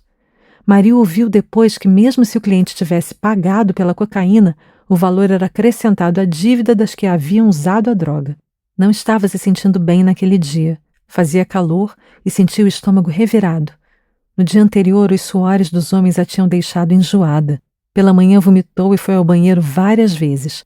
Os banheiros dos quartos eram simples e escuros, ao contrário dos que ficavam no salão de baixo. Apenas um vaso e um chuveiro de água fria separado por uma cortina que não conseguia evitar que o chão do banheiro ficasse molhado. O papel higiênico era pouco e feito de matéria áspera. Não conseguiria trabalhar naquelas condições, mas a quem recorrer? Na hora do almoço, recusou a comida. Às 3 da tarde, como todos os dias, estava sentada na cama só de calcinha e sutiã. Faltava só colocar o salto. Ela baixou a cabeça, tentando recuperar as forças. A garota africana que dividia o quarto com ela ficou preocupada e foi chamar Lili. O que está acontecendo aqui? Grasnou. Colocou a mão mais velha que o rosto na testa de Maria e viu que estava morna. Febre nenhuma, normal. Não gosto de quem quer me enganar, garota. Agora coloca logo o sapato e desce. E ela foi. O calor estava terrível e gotas de suor lhe escorriam entre os seios. Sentada no sofá vermelho, ainda não tinha tido o primeiro cliente quando veio a golfada.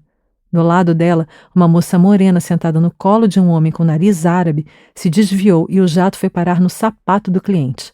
O homem se levantou indignado e ela se aproximou dele tentando se desculpar, mas um dos seguranças veio correndo e deu um safanão nela, afastando-a. Não sabe como teve energia para chegar de novo perto do homem. Queria limpar os sapatos dele, consertar o que tinha feito. Tinha medo que descontassem o prejuízo do cliente da conta dela. Mas o homem pareceu ficar com mais raiva ainda, só que ela não entendia porque ele falava uma língua desconhecida. A um sinal seu, o segurança avançou de novo e desta vez bateu para valer. Pelo menos assim voltou para o quarto e conseguiu descansar um pouco. Naquela noite, sonhou com a época em que era catadora de papel. No sonho, estava feliz da vida porque tinha encontrado várias perucas no lixão.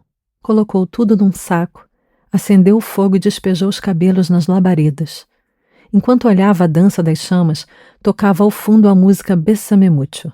Então, ouviu a gargalhada da Chica da Silva e despertou. Estava ardendo em febre. Não teve jeito. Tiveram de deixá-la alguns dias sem trabalhar. A segunda vez que apanhou foi previsível. Tinha sido escolhida por um cliente que carregava um kit com algemas e outros apetrechos pontudos. Afonso, um sujeito mirrado de óculos grossos, era um cliente habitual da casa. Instintivamente, ela tentou se esconder, mas quanto mais ela se escondia, mais eles olhavam para ela. Diziam, eu quero é aquela lá, aquela aflição que está lá no fundo. Uma vez, o pai da sua filha tinha batido nela, mas estava bêbado e foi fácil se desvencilhar. Desta vez estava amarrada na cama e teve de aguentar enquanto o homem dava tapas e cuspia no seu rosto. Não sabia dizer qual vez tinha machucado mais. A terceira também foi horrível. Era um homem bem vestido, alto como um jogador de basquete, e parecia um pouco com um patrão que teve, que era muito educado. O olho dele brilhava como se tivesse bebido ou usado alguma droga. No quarto, Cal quase tropeçou desabotoando a camisa, empurrou-a para a cama e deixou as calças escorregarem pelas pernas enormes, mas quando tentou entrar nela, não aconteceu. Ele pegou a mão dela, esfregou, empurrou-a para baixo, mas não teve jeito, até que ele pareceu desistir e ficou resmungando alguma coisa. Depois, virou-se para ela com olhos chamejantes. — Por que você está rindo? — Não estou rindo, não, respondeu baixinho. — Você se acha por acaso alguma Marilyn Monroe? — Desculpe, deve ser um engano. — Está dizendo agora que eu sou burro ou cego. Maria achou melhor ficar quieta. Ele começou a se vestir lentamente. — Cadê minha carteira? Em mais de uma das casas onde trabalhou, de vez em quando faziam essa pergunta. — Maria, cadê minha bolsa? Carteira? Escova de cabelo? Você viu? — Vi não, senhora. Respondia com medo da cara dos patrões. Ou então com uma ponta de raiva, que Deus a perdoe. Mas por que largavam tudo por aí e achavam que ela tinha de saber? Ou será que achavam que ela roubava? Dessa vez, só sentiu medo. Ele percorria o quarto com passos largos, revirando tudo e nada da carteira. Parecia que tinha enlouquecido. Começou a sacudir o corpo dela como se ela fosse um cofre. Depois atirou-a no chão, magoando-lhe o ombro e os braços. A peruca escorregou e ele aproveitou para arrancá-la, revelando as cinzas do que lhe restara dos cabelos. Quando foi pegar o sapato debaixo da cama para dar queixa do roubo, encontrou a carteira dentro do pé esquerdo. Sem uma palavra, colocou-a no bolso e saiu.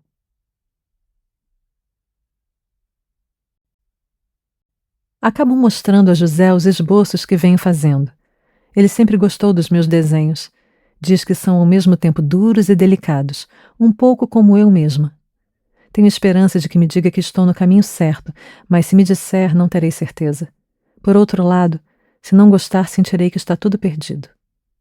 Deitado na cama, ele parece distraído. Tem sempre algo importante acontecendo no celular, o país, uma mensagem profissional, um meme. Em meses, parece ter envelhecido anos. Tão diferente do início, quando mal podia esperar e no caminho ia tirando minha roupa com os olhos e mãos. Quando finalmente coloco o aparelho para carregar, passa a enumerar as tarefas que tenho a cumprir, uma infinidade de insignificâncias. Puxo-o junto a meu corpo, faço carícias, mas o dele não dá sinal de vida. Estou cansado da viagem, ele diz, meio preocupado também. Então desisto e pergunto se quer ver alguns dos meus trabalhos. Claro que quero. Então você conseguiu? Pelo menos serviu para isso me abandonar sozinho em Manaus. Ah, não fala assim, você sabe que não dava para ir. Pego a pasta com os desenhos. Ele se recosta na cama e vai examinando-os. Você continua com Dali. Depois dos relógios derretidos, o Minotauro. Ficou bom, mas não acha que o tema pede uma abordagem mais realista? Mas o Minotauro é uma série de Picasso, eu digo. Ele diz que é de Dali. Tem certeza que é de Dali. Começa a me explicar por que tem de ser de Dali, até que pega um livro de reproduções de Picasso e mostra a ele. Mas então Dali também tem uma série. Ou você acha que sabe tudo? Como você é presunçosa, meu Deus! Explode, os olhos chispando de raiva no rosto feio. Recolho os desenhos e os guardo. Deitada na cama, com os olhos carregados de lágrimas grudados no teto, tento explicar que afinal aquele era o meu trabalho, que por isso tinha tanta certeza. Mas ele permanece quieto como um menino emburrado. Em seguida, viramos cada um para um lado e pela primeira vez dormimos sem nos tocar. O Minotauro é uma figura mitológica com corpo de homem e cabeça de touro, diferente do centauro, cujo corpo e pernas são de cavalo, enquanto a cabeça, braço e torso são humanos. Daí que os centauros sejam tidos como sábios e nobres, ao passo que o Minotauro sempre foi apresentado como uma figura devoradora e monstruosa. Filho de Pasífae, esposa de Minos, rei de Creta, com um magnífico touro presenteado por Poseidon, Minotauro vivia em um labirinto construído no subsolo do palácio a mando do rei. O monstro, que se alimentava de carne humana, foi morto por Teseu com a ajuda da filha de Minos, Ariadne, que se apaixonara pelo herói. Na série de Picasso, que pode ser vista como um diário amoroso, o pintor se autorretrata como um minotauro ao lado de sua amante e musa Marie-Thérèse, por quem se apaixonou enquanto ainda vivia com a bailarina Olga Koklova. Picasso se via como um monstro de sexualidade violenta, capaz de devorar as mulheres. 4 anos depois da morte do pintor, a musa se suicidaria, deixando uma carta em que afirmava não suportar a ideia de que ele jazia sozinho, com seu túmulo cercado por pessoas que não podiam dar-lhe o que ela havia lhe dado. Meus minotauros, ao contrário, são figuras comuns, e todos os que estão à sua volta parecem não perceber a cabeça taurina. Nos desenhos, aparecem calçando o sapato desajeitadamente ou roncando com um pênis flácido ao lado de uma mulher de peruca exuberante que fuma. Num dos desenhos, um minotauro muito magro e jovem discute com uma mulher madura de seios nus esplêndidos. Observando-o com cuidado, percebo que é a cara de Vladimir, um namorado 13 anos mais novo que tive pouco depois de me separar. Vladimir tinha 30 anos quando o conheci, no piquenique de aniversário de uma estagiária do escritório de quem me tornara amiga. Jogava altinho numa roda de vôlei e era gracioso como um cisne. Percebi que me olhava fixamente. Depois soube que nossa amiga comum já tinha falado de mim. Quando saímos, fez questão de me acompanhar até o metrô como um cavalheiro antigo. No caminho, contou que estava batalhando por um emprego. Sua área era sociologia, que tinha morado junto e se separado há pouco e se gabou de fazer um ótimo pudim de leite condensado. Eu disse que gostaria de experimentar. No seu minúsculo apartamento, sentei no colo dele como uma menina, e como um menino, ele tocou pela primeira vez o meu corpo. Ele me ensinou a cozinhar alguns pratos, a gostar de algumas bandas. Eu lhe indiquei livros e o ensinei a dirigir. Na cama, ele aprendeu a não ser apenas ele mesmo, mas também outros, que no fim das contas eram também ele. Com espanto, ouviu pela primeira vez palavras obscenas saindo da sua boca e se misturando com as minhas. Eu dizia que não lhe daria filhos, que estávamos numa fase da vida diferente, mas ele afastava tudo como se fossem moscas, até que os ciúmes começaram. Sentia ciúmes de qualquer homem que se aproximasse, e eles espreitavam em todo lugar, nos bares, nas ruas, no presente e no passado. Ele me acusava de contar demais e ao mesmo tempo de não contar o suficiente. Todos os homens lhe pareciam másculos, seguros ou cafajestes. Passávamos noites discutindo, quando eu só queria abraçá-lo e dormir. Por fim, foi impossível continuar. Soube depois que teve um filho com uma moça jovem e gentil. É possível que a tenha conhecido ainda no final do nosso namoro. Agora, quando me lembro dele ao reconhecer seus traços no corpo frágil do Minotauro que, com lágrimas nos olhos, discute com a mulher no desenho, me pergunto se ainda sente ciúmes. Com José, pelo menos esse problema não existe.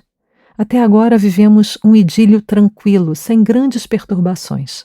Estamos na segunda metade da nossa vida, temos casa e filhos e estamos prontos para aproveitar a vida. Afinal, não falta tanto para nos aposentarmos. De manhã, quando saio, tenho a impressão de que José finge que está dormindo. No travesseiro, ao lado da sua boca aberta, vê-se uma mancha amarela de baba. Assim, encolhido e de olhos apertados, parece um rascunho de si mesmo. Ou talvez eu também estivesse cansada. Felizmente, teremos muitas ocasiões de não nos encontrarmos até o final do ano, quando combinamos de viajar. No meio do horror, o ódio de Maria era uma flor carnívora que desabrochava em silêncio.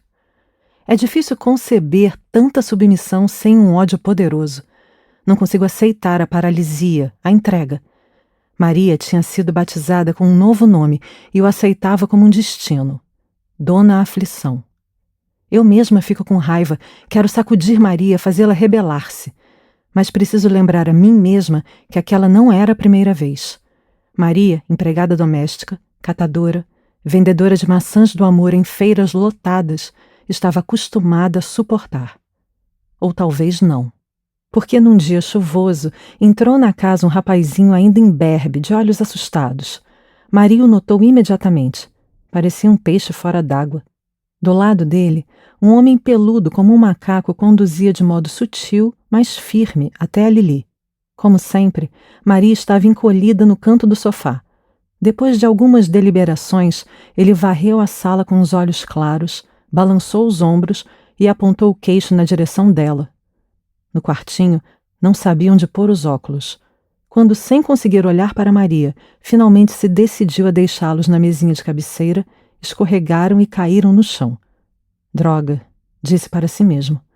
Maria, que havia se sentado na cama, se inclinou e pegou os óculos. Ele agradeceu e se sentou do lado dela. Parecia um colegial. Desculpe, não sei o que estou fazendo aqui. Só então se deu conta de que talvez ela não o entendesse. No salão ouvia murmúrios em inglês e numa outra língua que não conhecia. Você fala português, não é? Ela confirmou com a cabeça. Brasileira? Sim. Eu também. Disse isso num tom triunfante, como se tivesse esquecido de onde estava. Pela primeira vez em muito tempo, ela riu. É a minha primeira vez. Bom, você já deve ter percebido. Também era a primeira vez que um rapaz tão novo entrava no seu quarto. Tinha traços delicados como os de um bem-te-vi. Prazer, Vladimir. Vladimir, nome bonito. Eu não queria vir, foi meu tio que insistiu. Aquele homem que estava com você? É, meu tio de Portugal. Ele não se conforma que eu ainda seja virgem, tem medo que eu seja gay. Aí concordei em vir. Entendi. Te escolhi porque gostei da sua cara, uma cara triste e bondosa. Ele levantou e começou a andar pelo quarto. Posso te perguntar umas coisas? Ela abaixou a cabeça. Se não quiser, não precisa, mas se não quer porque é proibido, não precisa se preocupar. Não vou contar nada para ninguém. Assim, vendo-a a partir da cama, sentada só de calcinha e sutiã, ele parecia mais adulto, sábio até. Estranhamente, ela sentia vergonha do quarto, que não tinha nada a não ser suas poucas roupas, uma bíblia, uma foto da filha na penteadeira e no banheiro os apetrechos básicos de higiene. Ele pareceu notar sua vergonha. Disse que, caso se sentisse mais à vontade, se vestisse.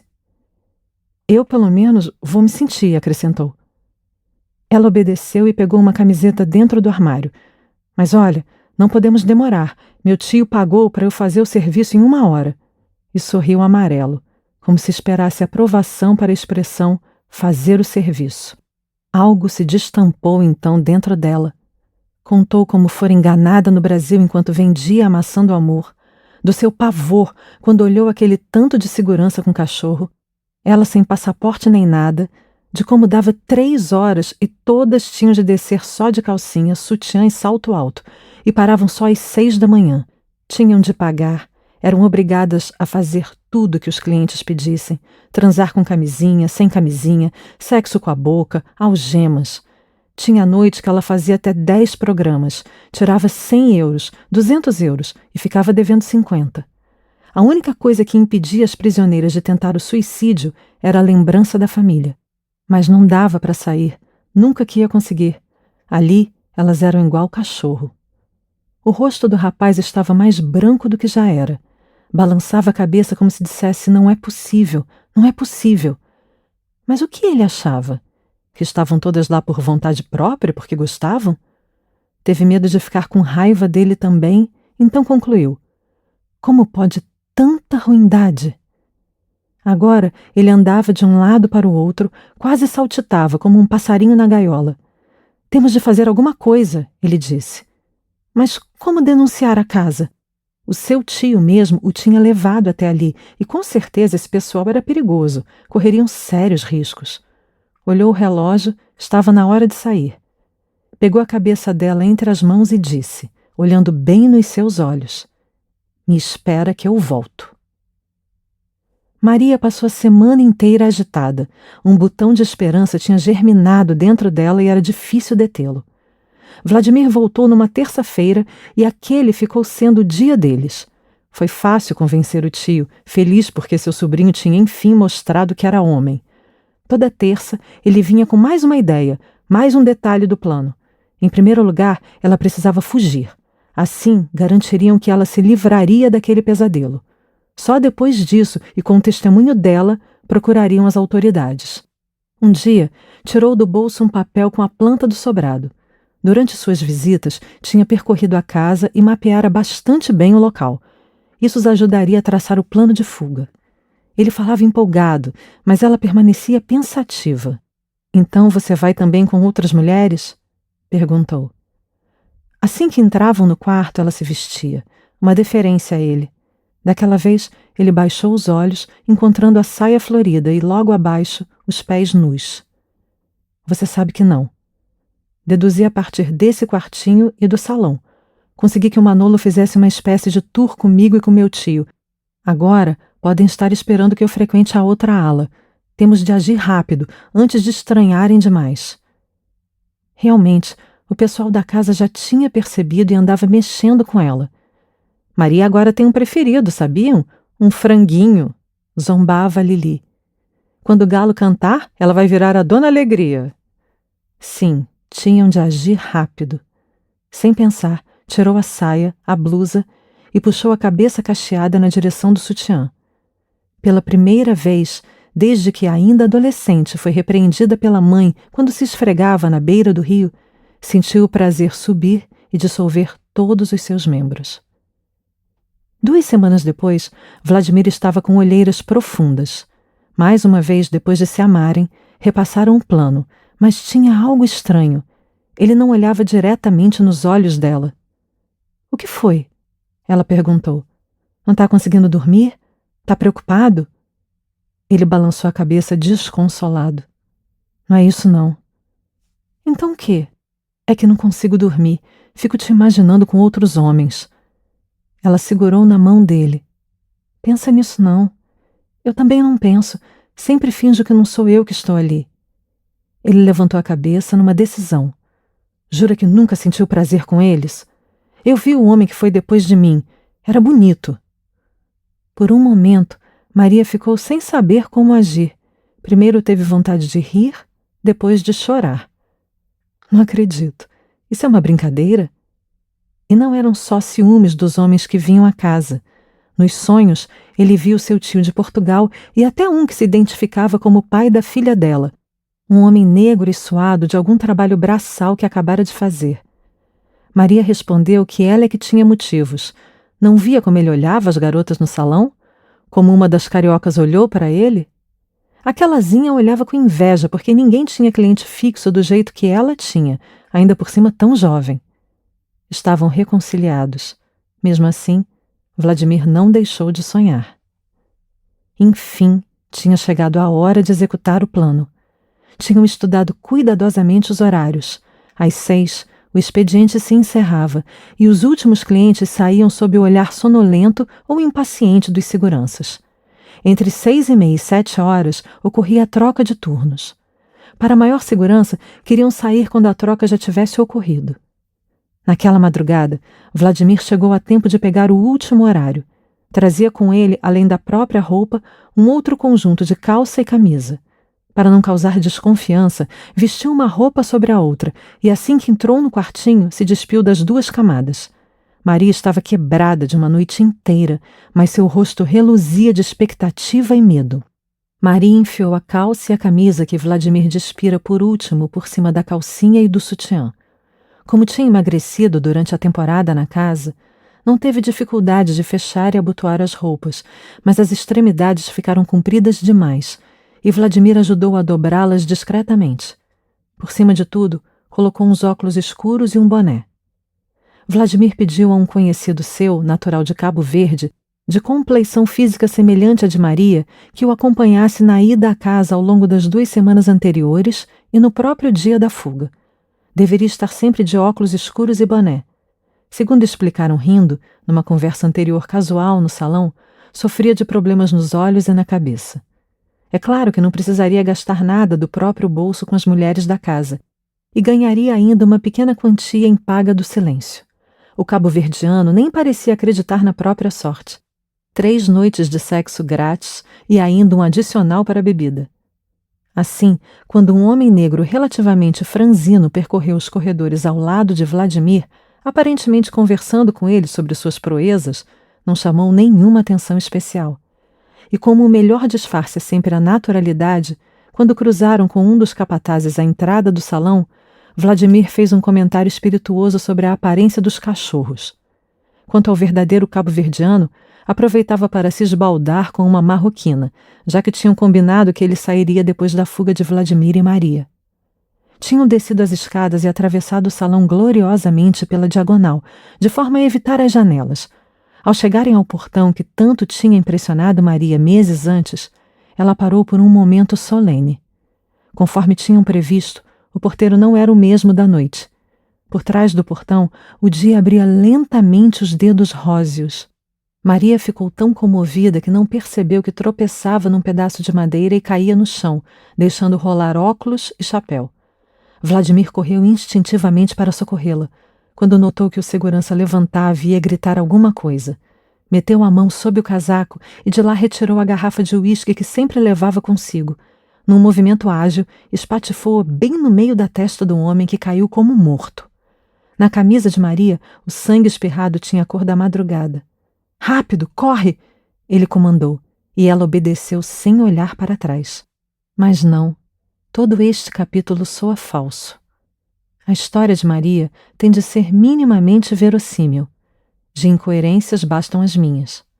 Vamos esquecer o rapazinho.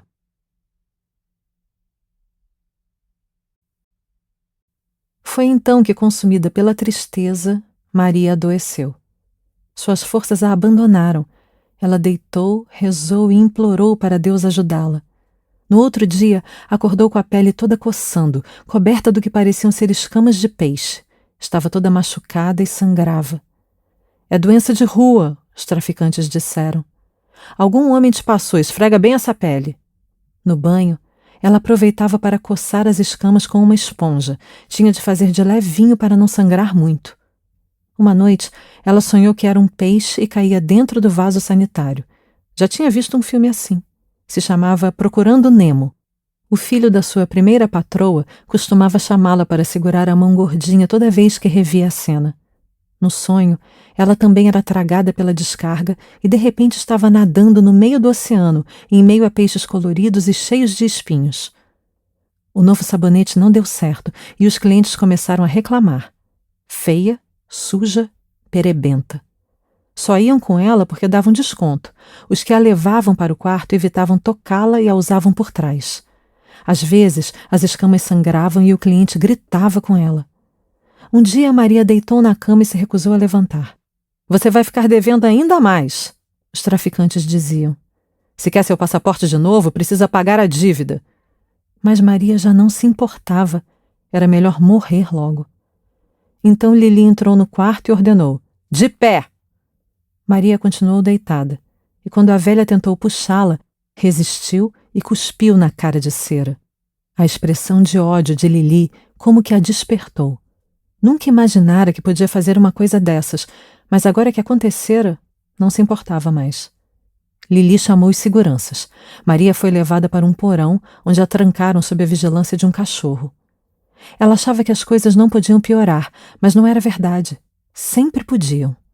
À noite, exausta de ficar no mesmo lugar cercada das mesmas paredes arruinadas, acabava por adormecer de olhos abertos. De tempos em tempos, os latidos a arrancavam do sono, sacudindo seu corpo todo com tremores. Quando finalmente foi retirada do porão, as feridas tinham aumentado. Eram várias bocas abertas, escancarando seu pus a quem se aproximasse. Tornara-se inaproveitável, e o jeito foi transferi-la para outro lugar, longe dali. Viu-se num apartamento escuro, em uma espécie de ilha. As pessoas falavam espanhol, e uma outra língua que também parecia cheia de pedras, mas não era o português de Portugal, porque, mesmo prestando muita atenção, não chegava a entender nenhuma palavra. Com a pele toda coberta de feridas, mal conseguia andar.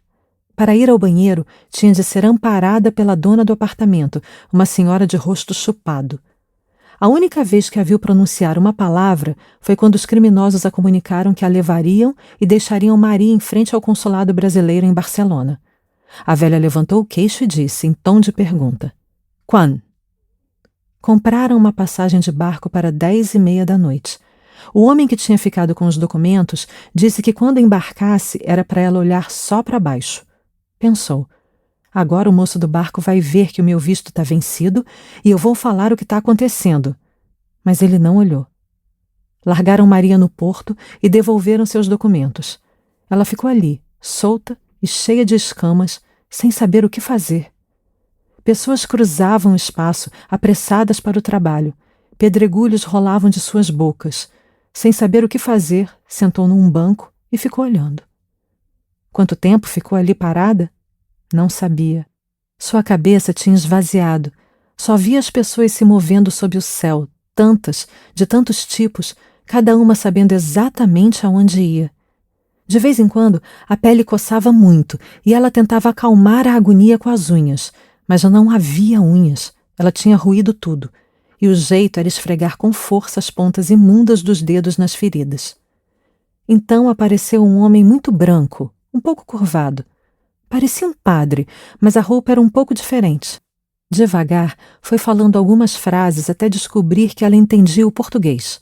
Ele também era brasileiro, morava agora em Portugal e estava de passagem na Espanha.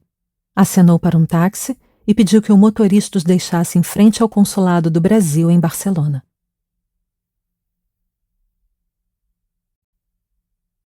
Não é fácil descrever o sofrimento de Maria. A imaginação fraqueja, as palavras soam insuficientes ou falsas. Sinto que caminho à beira da pieguice, na fronteira do melodrama. Li recentemente algumas histórias sobre as judias polacas. Eram jovens que no início do século XX viviam nos Tels, na Polônia, lugares paupérrimos onde se alimentavam de sopa de repolho e batatas. Prometidas em casamento e levadas por senhores bem vestidos para a América, onde, segundo eles, corriam rios de leite e mel, ainda no navio descobriam que tinham se convertido em simples mercadoria. Tento imaginar o horror delas, a dor do estupro e da traição, mas a distância dos tempos, apesar da proximidade de nossa origem, amortece o choque como uma lenda. Maria, porém, poderia ser a cozinheira de alguma família que frequento ou frequentei. ou uma das babás que encontrava na pracinha quando levava minha filha pequena para brincar. Ou ainda minha própria empregada, que dispensei quando Alice ficou maiorzinha. E eu nunca saberia. Nunca saberei. Imagino que, se passasse por Maria no porto de Barcelona, desviaria o olhar. Instintivamente, me afastaria das escamas, das feridas. Afinal, precisamos esquecer diariamente a ideia de que por trás de cada morador de rua vive uma história de carne e sangue. As coisas poderiam ter sido diferentes. Maria poderia ter morrido, enlouquecido.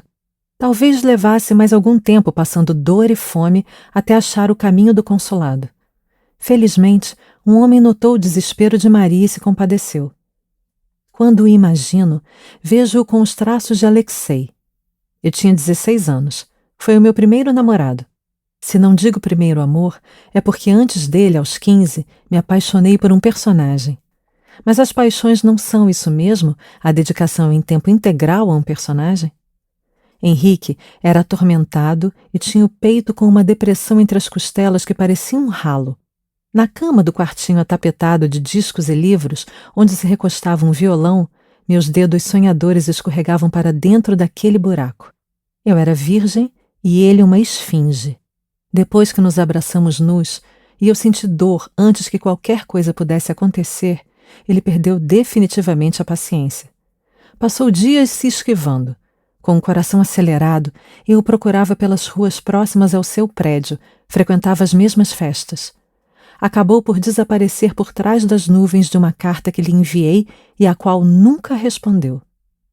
Com Alexei foi diferente. Éramos duas crianças com brinquedos novos, e esses brinquedos eram nossos corpos. Não havia um violão recostado na parede, mas um violino em seus braços, e do corpo de madeira saíam trinados que caíam sobre mim. No terceiro mês de namoro, fiquei grávida. Ao que tudo indica, o diafragma que a ginecologista prescrevera e eu usava como uma aluna aplicada saíra do lugar. Eu tremia quando pensava que podia ter sido por algum movimento em falso. Ele tinha 18, eu 16. 2 anos atrás, recebi uma carta de Alexei pelo Facebook. É uma carta de outra época, como só se leem nos grandes romances. Lia com espanto e por vários dias suas palavras me acompanharam. A carta era assinada com outro nome, que Alexei adotara ao se tornar membro de uma ordem religiosa. Começava se reprovando por escrever tão longamente e por um meio que tanto rejeitava, embora o que reprovava devesse ser reprovado antes nos homens, a começar por ele mesmo. Pois se tratava de saldar uma dívida, dizia. Uma dívida muito antiga, de mais de 20 anos. Alexei é implacável. Se acusa de autismo solipsismo, de hedonismo cínico, de momentos de brutalidade em palavras e atos, de incapacidade de ouvir e compreender. Fala em egoísmo atroz, indiferença omissa e assassina, abuso de confiança, coisificação do próximo. Certamente haveria uma próxima, se ele não se afastasse do mundo para se dedicar à vida de monge. Me vejo de novo na maca estreita, diante de um buquê de enfermeiras. Seus rostos se esticam por cima de mim como máscaras num espelho disforme. Quando me mudam de posição, a bata enorme se abre. Na manga, uma mancha imemorial ri do meu corpo que treme. Uma das máscaras pega minha mão, diz que não vou sentir nada. De repente, tudo fica muito rápido. Me furaram toda para pegar uma veia fugitiva e agora enfiam nas minhas narinas um lenço cheirando a álcool. As coisas giram e começam a se apagar lentamente. Quando acordo, chove fino na janela. Estou deitada numa outra maca, no branco sujo de um quarto que lembra uma despensa. Na bolsa pendurada num gancho ao lado da porta, encontro o resto de um pacote de biscoitos maisena. Mastigo um a um lentamente e eles me consolam. Mas uma enfermeira logo me descobre. Era preciso enfiar rapidamente o vestido e ir embora. O pano, cheio de sangue entre as pernas, dificulta meus movimentos. Ocorre que simplesmente me esqueci de Alexei. Eu era um corpo sem um bebê e, para além disso, nada mais existia. Havia apenas a massa pastosa na minha saliva, a parede para sempre branca, o sorriso sombrio de prazer da enfermeira. Tão nova, coitada.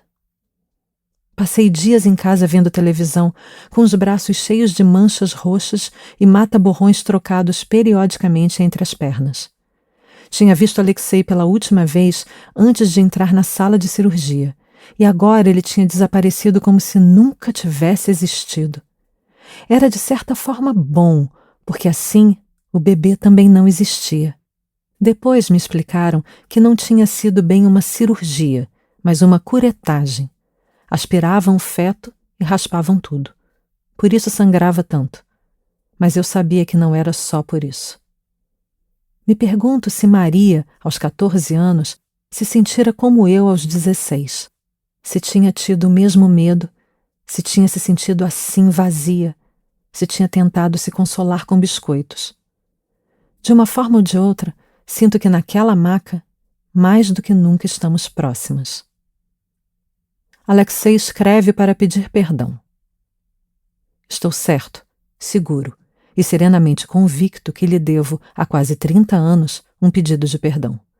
Pelo meu egoísmo atroz, por uma indiferença omissa e mesmo assassina, por alguns momentos de brutalidade em palavras, por outros de abuso de confiança, de um hedonismo cínico, pela incapacidade de ouvir e compreender, pelo altismo solipsismo em que esperava, como se fora um direito natural, um direito adquirido, que tudo e todos orbitassem em torno de um eixo do universo chamado eu, os meus anseios, os meus sentimentos, as minhas intuições cósmicas, as minhas descobertas estéticas, os meus prazeres. Se isto não é coisificar o próximo, não sei o que seja. Ora, coisificar, embora em termos de carga emocional tenha um caráter como que neutro, objetivo, na sua expressão prática, na vida, não tem limites em termos da abjeção a que pode chegar. Coisificar talvez seja uma expressão adequada, ontológica, da própria natureza do pecado, para além de quaisquer códigos convencionais de conduta moral. E é lá, muito, muito fundo, no lodo da miséria e da podridão humana, que me vejo, ao lembrar de como me comportei consigo, de modo constante, ininterrupto, implacável. Não estou me empenhando em cultivar sentimentos de culpabilização, que estes não conduzem ninguém a lugar nenhum. É apenas uma questão de objetividade e de uma dívida real, concreta e palpável que coabitou, conviveu comigo, diariamente, ao longo destes quase 30 anos. Nas poucas vezes em que nos reencontramos há mais de 20 anos, nada fiz para melhorar a situação, devo admitir. O mais das vezes, segui por uma mesma linha de uma leviandade no fundo cínica. É estranhíssimo isso, de anonimamente observarmos a vida dos outros, confortavelmente instalados atrás da tela de um computador. É um poder que pode ser mal usado. Mas tenha a certeza que o meu olhar agora é de gratidão, só de gratidão e mais nada. Porque vejo que Deus ouviu as minhas orações, apesar da minha tibieza, e a protegeu durante estes anos todos, e lhe deu uma filha, e uma vida fecunda em trabalho e em amor, o que é uma bênção. Sabe, a minha vida passou por uma revolução em todos os sentidos. Eu aprendi, ou fui aprendendo, amargamente, a duras penas, a encontrar alguma integridade, algum sentido de responsabilidade, alguma noção de amor para além de um mero subjetivismo, de um mero sentimentalismo. Tive também muitas alegrias, apesar de não as merecer. Encontrei e encontro forças em mim que desconhecia. Não são minhas. É Deus, na sua compaixão, que me alegra e fortalece. Digo isso porque não quero que se culpe, de modo algum, por eu ter escolhido um caminho que quase ninguém quer trilhar e que poucos compreendem, à luz da lógica e do que se entende como natureza humana.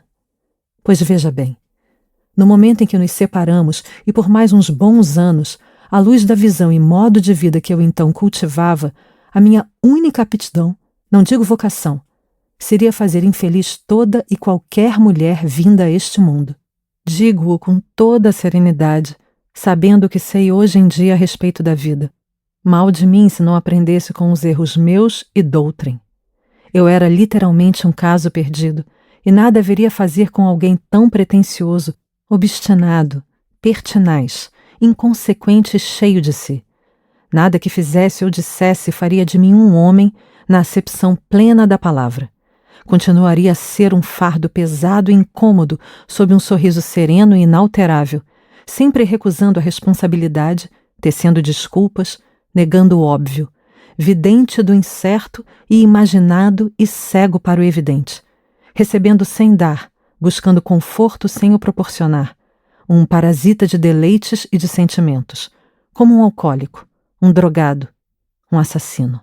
Sabe, mais tarde Deus me chamou para um outro caminho que, a despeito de ser contrário a todas as minhas concepções racionais e filosóficas anteriores, mostrou ser, não só à luz de uma evidência interna axiomática, mas também à luz de uma releitura do passado a posteriori, logo, não dogmática, como uma vocação presente ab ovo, desde o ventre materno.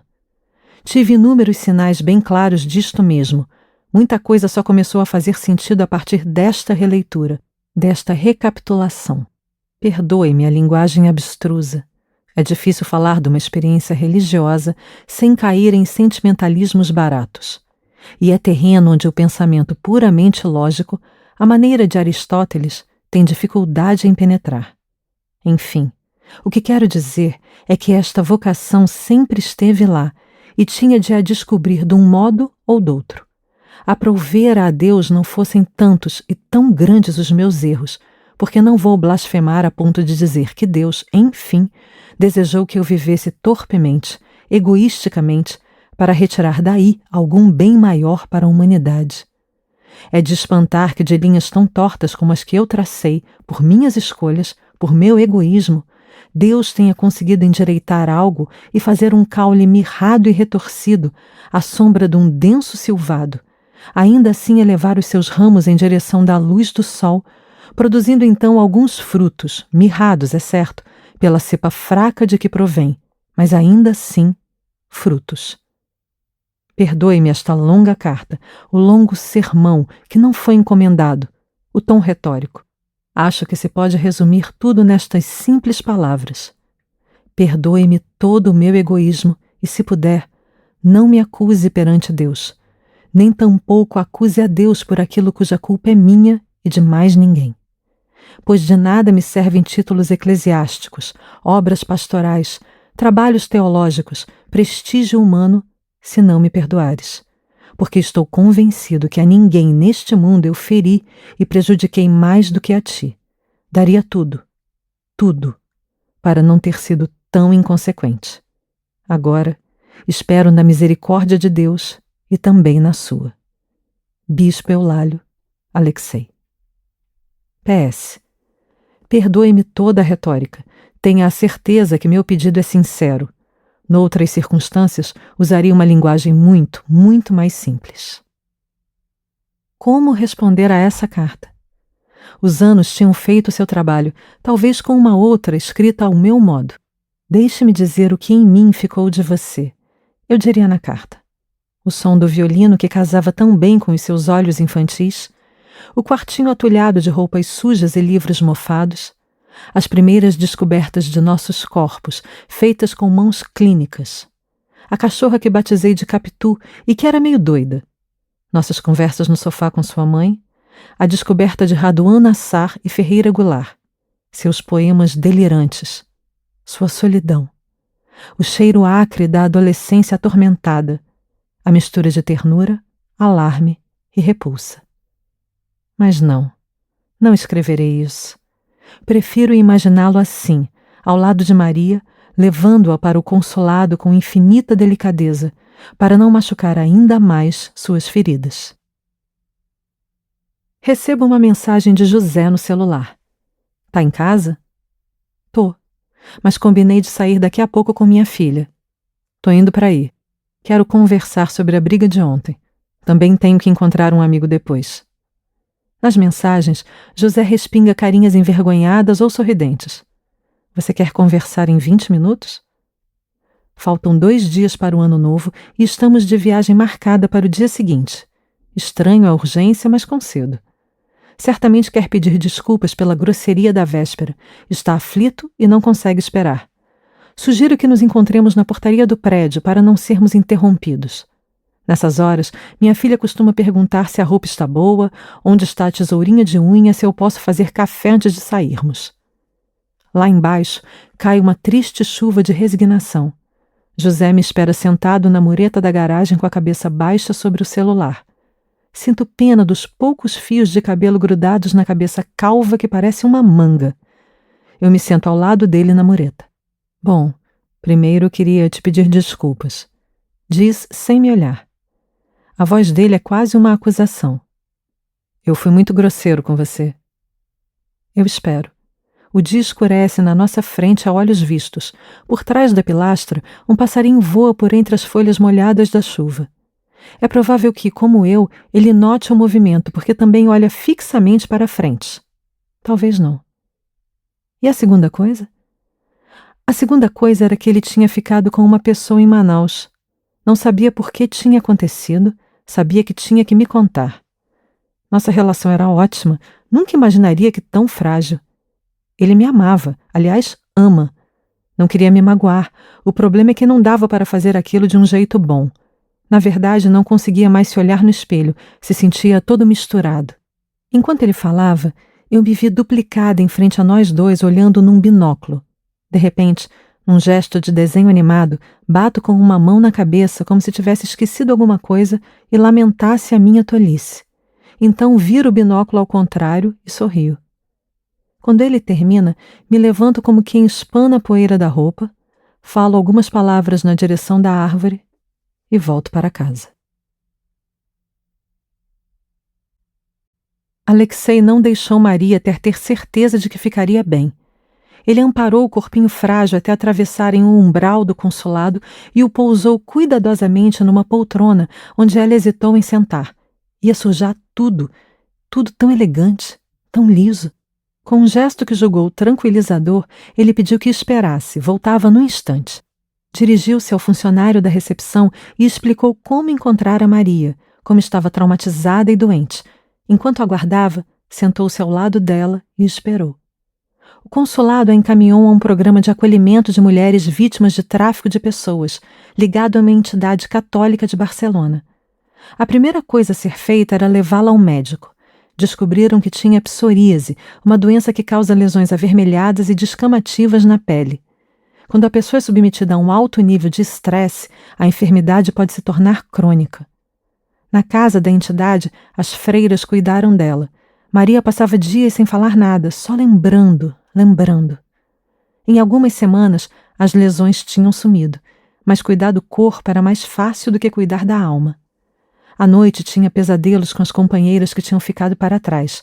Elas apareciam gritando por socorro, estendendo os braços cheios de feridas. Ela se tremia toda quando tinha de sair na rua. Cada rosto, cada corpo era uma ameaça. Sob a pele de cada homem havia um lobo. Se caminhava um pouco e tudo parecia bem, subitamente um olhar, uma mão, um jeito de mexer as pernas a transtornavam. De vez em quando, Alexei vinha visitá-la. Era o único homem em quem parecia confiar. Depois das mesmas perguntas, ficavam calados, um ao lado do outro, cada um com sua verdade. Ele se despedia com o mesmo gesto tranquilizador que havia usado da primeira vez e sumia por trás das árvores. Um dia, colocaram a voz da sua irmã no telefone. No outro dia, conseguiu pela primeira vez fazer a própria cama e começou a falar algumas palavras. Mas o primeiro sorriso tímido só veio quando, depois de meses, soube que sua passagem de volta ao Brasil tinha sido finalmente comprada.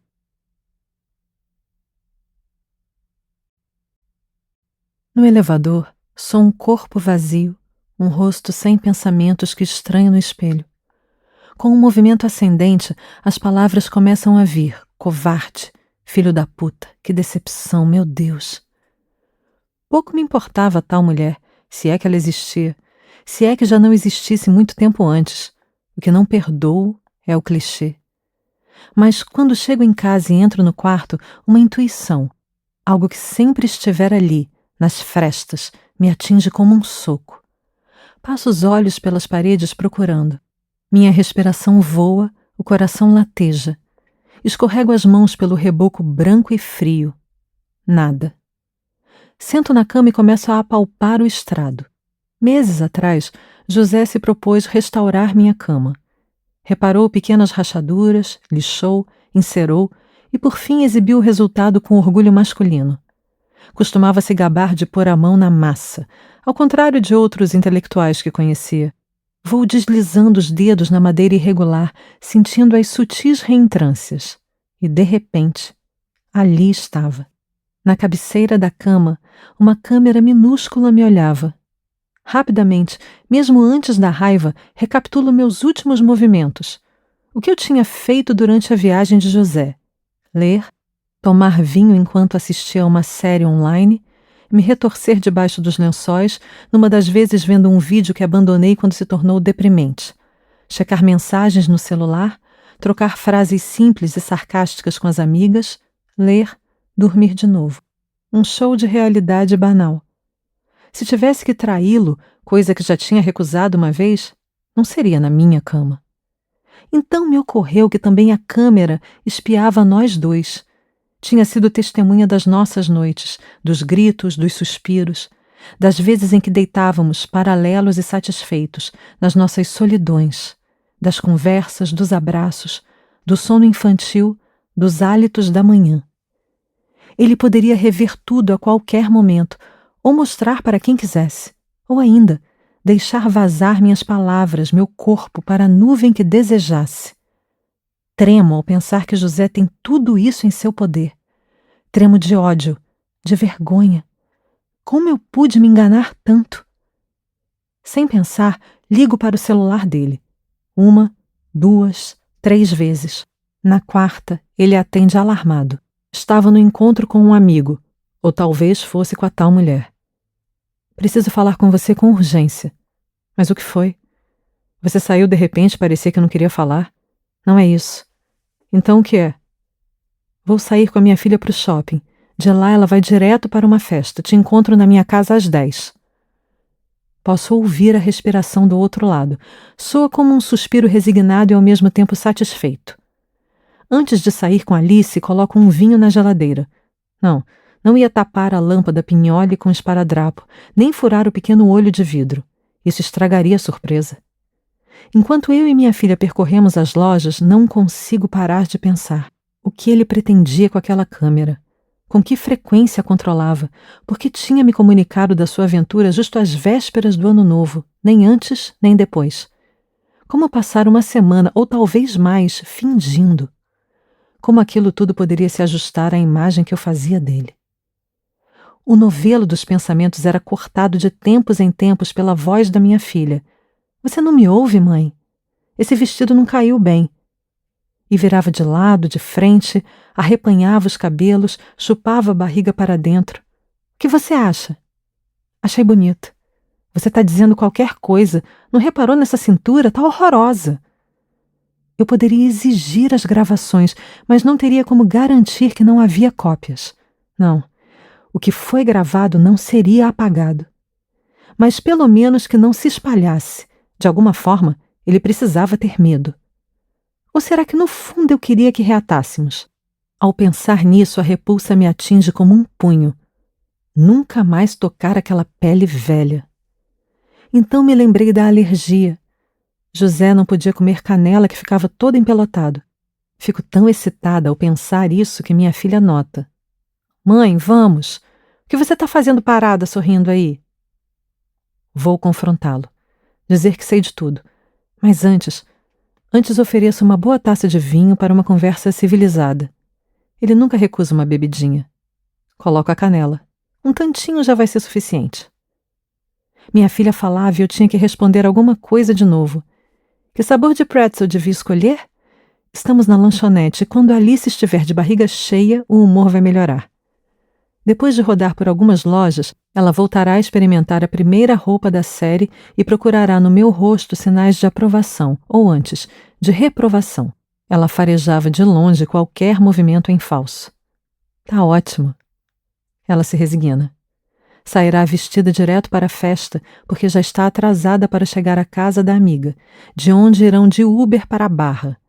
É uma festa de pré-ano novo, que o grupo de amigos resolveu fazer porque na virada do ano cada um já tinha seu próprio programa. Eu a levo até lá, dou o dinheiro do táxi da volta e me preparo para receber José. A campainha toca. O som estridente me acelera o sangue e me faz saltar do sofá.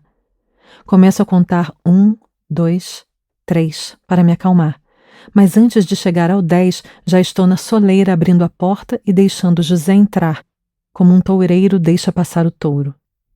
Minotauro, pensei. Não o de Picasso, mas aquele que venho desenhando com paciência e fervor. A coisa toda se mistura na minha cabeça. Houve uma conversa em voz baixa, represada. Houve sorrisos irônicos, sarcásticos, olhos marejados, bocas torcidas.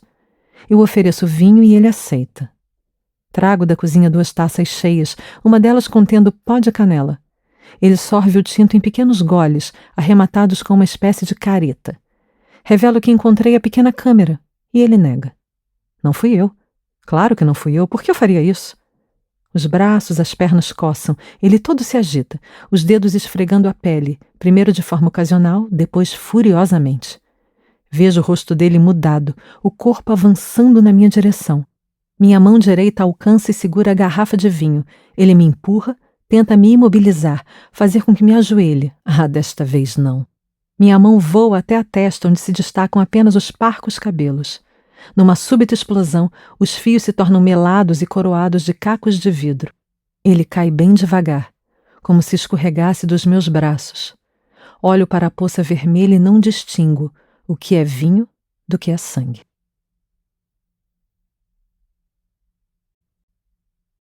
Mas não, também este capítulo é obviamente falso.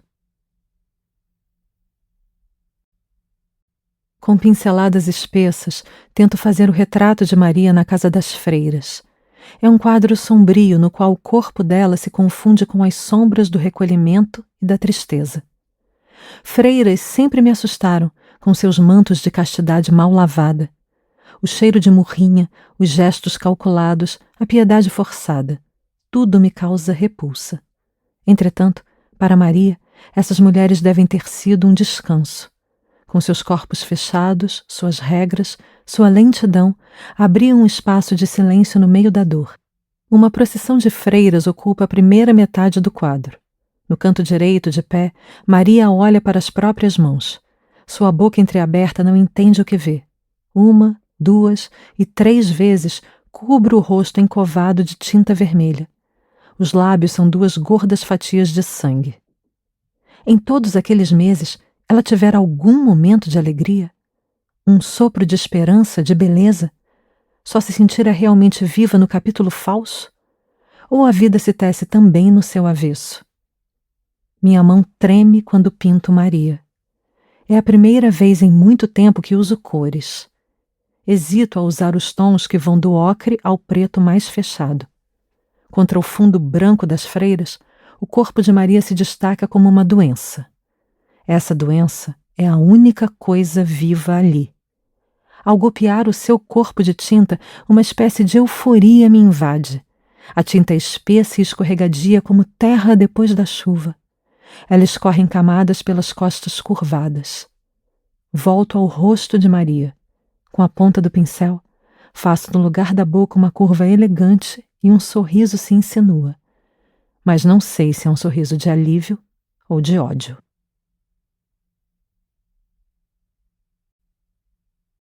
No meio da madrugada, acordei com sonhos intranquilos. Os fragmentos boiavam numa massa indistinta de sonho. José tinha instalado uma câmera na minha cama e me observara dançar besamemute com um senhor rico e desinteressante. Enfurecido, começa a me perseguir. Tem uma arma nas mãos e quer me matar. Sou defendida pelo pai de uma amiga minha de infância, um homem muito carinhoso e brincalhão. Ele pendura um cartaz de José que agora parece um boneco. Corta para uma cena em que eu e Maria, no sonho minha empregada e confidente, fugimos de José. Antes de pularmos pela única janela aberta, Maria diz: "Espera", e vai buscar um facão que estava escondido dentro de um aquecedor a gás. Em outro fragmento, o cenário é de guerra e horror. Estamos sob bombardeio em Israel. As bombas caem e por todo lado pipocam incêndios. A sensação é de fim de mundo. Estou com 2 crianças nos braços e procuro um lugar seguro para deixá-las. O calor é insuportável. Finalmente as deposito em 2 grandes caixotes forrados com grama e que parecem mais frescos. Entretanto, há entre uma e outra detonação cenas de oásis em que homens sentam-se como se estivessem num piquenique e trocam suas histórias com orgulho viril. Aos poucos, as sombras do sonho vão se dissipando. Antes de voltar a dormir, abro a gaveta onde José guardava as coisas dele. Uma escova com fios de cabelo cor de prata suja, uma bermuda de garoto, 2 camisetas desmazeladas, um nécessaire com escova de dentes, pasta e desodorante. Metodicamente vou quebrando, cortando e rasgando. Não dá para quebrar o cabo da escova, então arranco as cerdas, uma a uma. As roupas eu corto com a tesoura de unha e acabo o serviço com as mãos. Lambuzo os restos com a pasta e o desodorante. Quando termino, coloco tudo num saco de lixo, daqueles pretos, que cobrem os mortos. E escrevo no celular uma mensagem informando que as coisas dele estão na portaria. Maria desembarcou no Brasil 6 meses depois da sua partida para Portugal. Era um fiapo de gente, uma penca de ossos sob a pele gasta, fubenta. A mãe de Maria esfregava e batia as roupas com sabão em barra, enquanto cantava uma música de lamento que também ouvira da sua mãe. Com o tempo, o preto da roupa ia desbotando e ficando fubento. Olha só, a mãe dizia com raiva, que malha vagabunda. Maria olhava para a própria pele e pensava, fubenta, fubenta. Não conseguiu esperar a irmã chegar no aeroporto. Tinha medo de ficar lá parada enquanto um monte de gente bulia à sua volta. Tinha medo dos homens e tinha medo das mulheres. Reconhecia as caras, mãos, vozes, todas misturadas e fora do lugar. Pegou um táxi com o dinheiro que tinham lhe dado e foi direto para casa. Abriu a mala e foi tirando peça por peça. Não era muita coisa. Algumas blusinhas, um casaco, 2 saias. A filha ficou olhando, porque a mãe não dissera nada ainda e ela sentiu que aquelas eram as suas primeiras palavras. Um fósforo, pediu Maria com voz neutra. Segurou as roupas entre os braços e foi embalando-as até o quintal, onde fez um montinho misturado com galhos e folhas. Riscou o fósforo e ficou lá parada até morrerem as últimas brasas. Quando terminou, seus olhos estavam secos. Atirou-se na cama e dormiu por 20 horas seguidas. De vez em quando, Jaqueline ia ver se a mãe estava viva. Como com os bebês, chegava a mão perto da narina e sentia o quentinho do ar entrando e saindo. Os dias seguintes foram de comer, beber, ver televisão e dormir. Era difícil reconhecer no corpo apático a Maria forte de antes, e todo dia Jaqueline chorava um pouquinho, mas um pouco mais do que na época em que não tivera nenhuma notícia da mãe. Quase toda semana a levava para fazer exames, podia ter pegado alguma doença do sexo. Iam também ao psicólogo e ao psiquiatra, que prescreveu uns remédios de tarja preta. Os médicos explicaram que Maria tinha depressão, e Jaque rezava todo dia depois do choro para a mãe acordar um belo dia e chamá-la. Filha, vem me ajudar a fazer maçã do amor. O espelho te olha e a luz branca não ajuda. Você vira de lado, torce o corpo para olhar a bunda, as costas. Horrível, a bunda parece ainda mais murcha, a cintura é de menino. Mãe!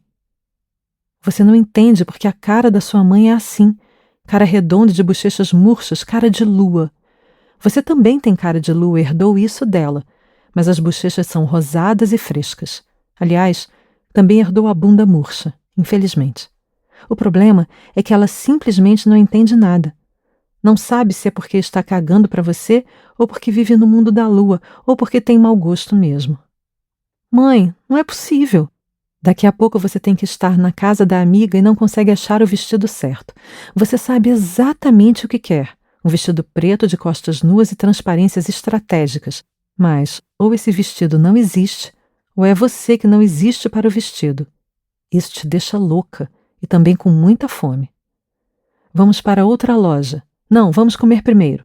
Sua mãe te segue como uma zumbi. Você sente que alguma coisa aconteceu com ela, seu peito aperta, mas afasta o sentimento e reserva, como quando faz comida. Agora não tem tempo para isso. O Lucas vai estar na festa. Sente a pontada familiar no estômago quando repete mentalmente o nome dele. Lucas. O garoto alto, magro e meio cínico com quem você troca farpas quase todo dia no chat. Você quer entrar na noite, se misturar nela. Na verdade, você sabe que Lucas é só mais um item na noite. O vestido também é um detalhe, um item da espera. Mesmo assim, você se debate e se enfurece. Fica em dúvida sobre que sabor escolher e em seguida devora o pretzel. Depois voltam para a primeira loja e você sai com o primeiro vestido que experimentou. Agora vamos. Você não se lembra dos dias em que sua mãe contemplava o seu corpinho pousado na almofada gigante, sem acreditar na própria sorte. Não se lembra das tardes em que o balanço da música de Ninara as segurava bem no meio do mundo. Não se lembra das madrugadas em que acordava com berros pavorosos e só se acalmava nos braços dela. Está chegando a hora, e a noite é sua. Um ano depois do retorno de Maria, em um evento em Recife, o juiz Romilson Peixoto explicava à audiência que a legislação relativa a tráfico de pessoas é muito tímida. Trata-se de um crime vantajoso se comparado ao tráfico de armas e drogas, sendo mais difícil demonstrar sua materialidade, uma vez que o objeto do crime é a própria vítima. Essa vítima, por medo de represálias, frequentemente se recusa a colaborar com a justiça. Além disso, a utilização das leis para processar e condenar os traficantes é limitada. Atualmente, a pena é a mesma de condenações por tráfico internacional de armas, 4 a 8 anos de reclusão e multa, e inferior ao crime de tráfico de drogas, reclusão de 5 a 15 anos e multa a ser determinada pelo juiz. É o final de uma manhã cansativa de conferências. A programação atrasou e enquanto uns homens sussurram comentários, outros se levantam e vão saindo para o almoço. Na plateia, uma moça negra de óculos que toma notas sem parar espera até o final para fazer suas perguntas.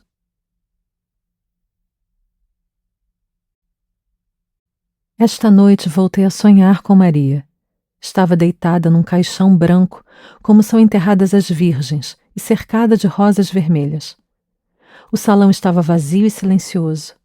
Eu me aproximei devagar e no caminho tropecei em algo duro. Quando olhei para baixo, vi que no chão havia vários caixõezinhos, coloridos como brinquedos de encaixar. Eu tinha tropeçado num cor-de-rosa e fiquei olhando para o caixãozinho virado, tentando me convencer de que não adiantaria nada abri-lo, que o bebê lá dentro já estava morto mesmo. Coloco o pequeno caixão na bolsa, dizendo a mim mesma que resolverei depois o que fazer com ele. Eu queria colocar umas pedrinhas ao lado do caixão de Maria, como se numa lápide de cemitério judaico. Quando afasto as rosas para abrir espaço para os pequenos seixos, um espinho fura o meu dedo que começa a sangrar. Chupo o sangue do dedo, e quando volto a olhar o caixão, Maria não estava mais lá. Amanheceu, e já é véspera de ano novo. Da varanda, contemplo o cenário coberto de nuvens cor-de-rosa. Parece que não se mexem, mas se me distraio e olho novamente, tomaram novas formas e cores. Algodões gigantes se esgarçaram em fiapos. Coelhos se tornaram ursos.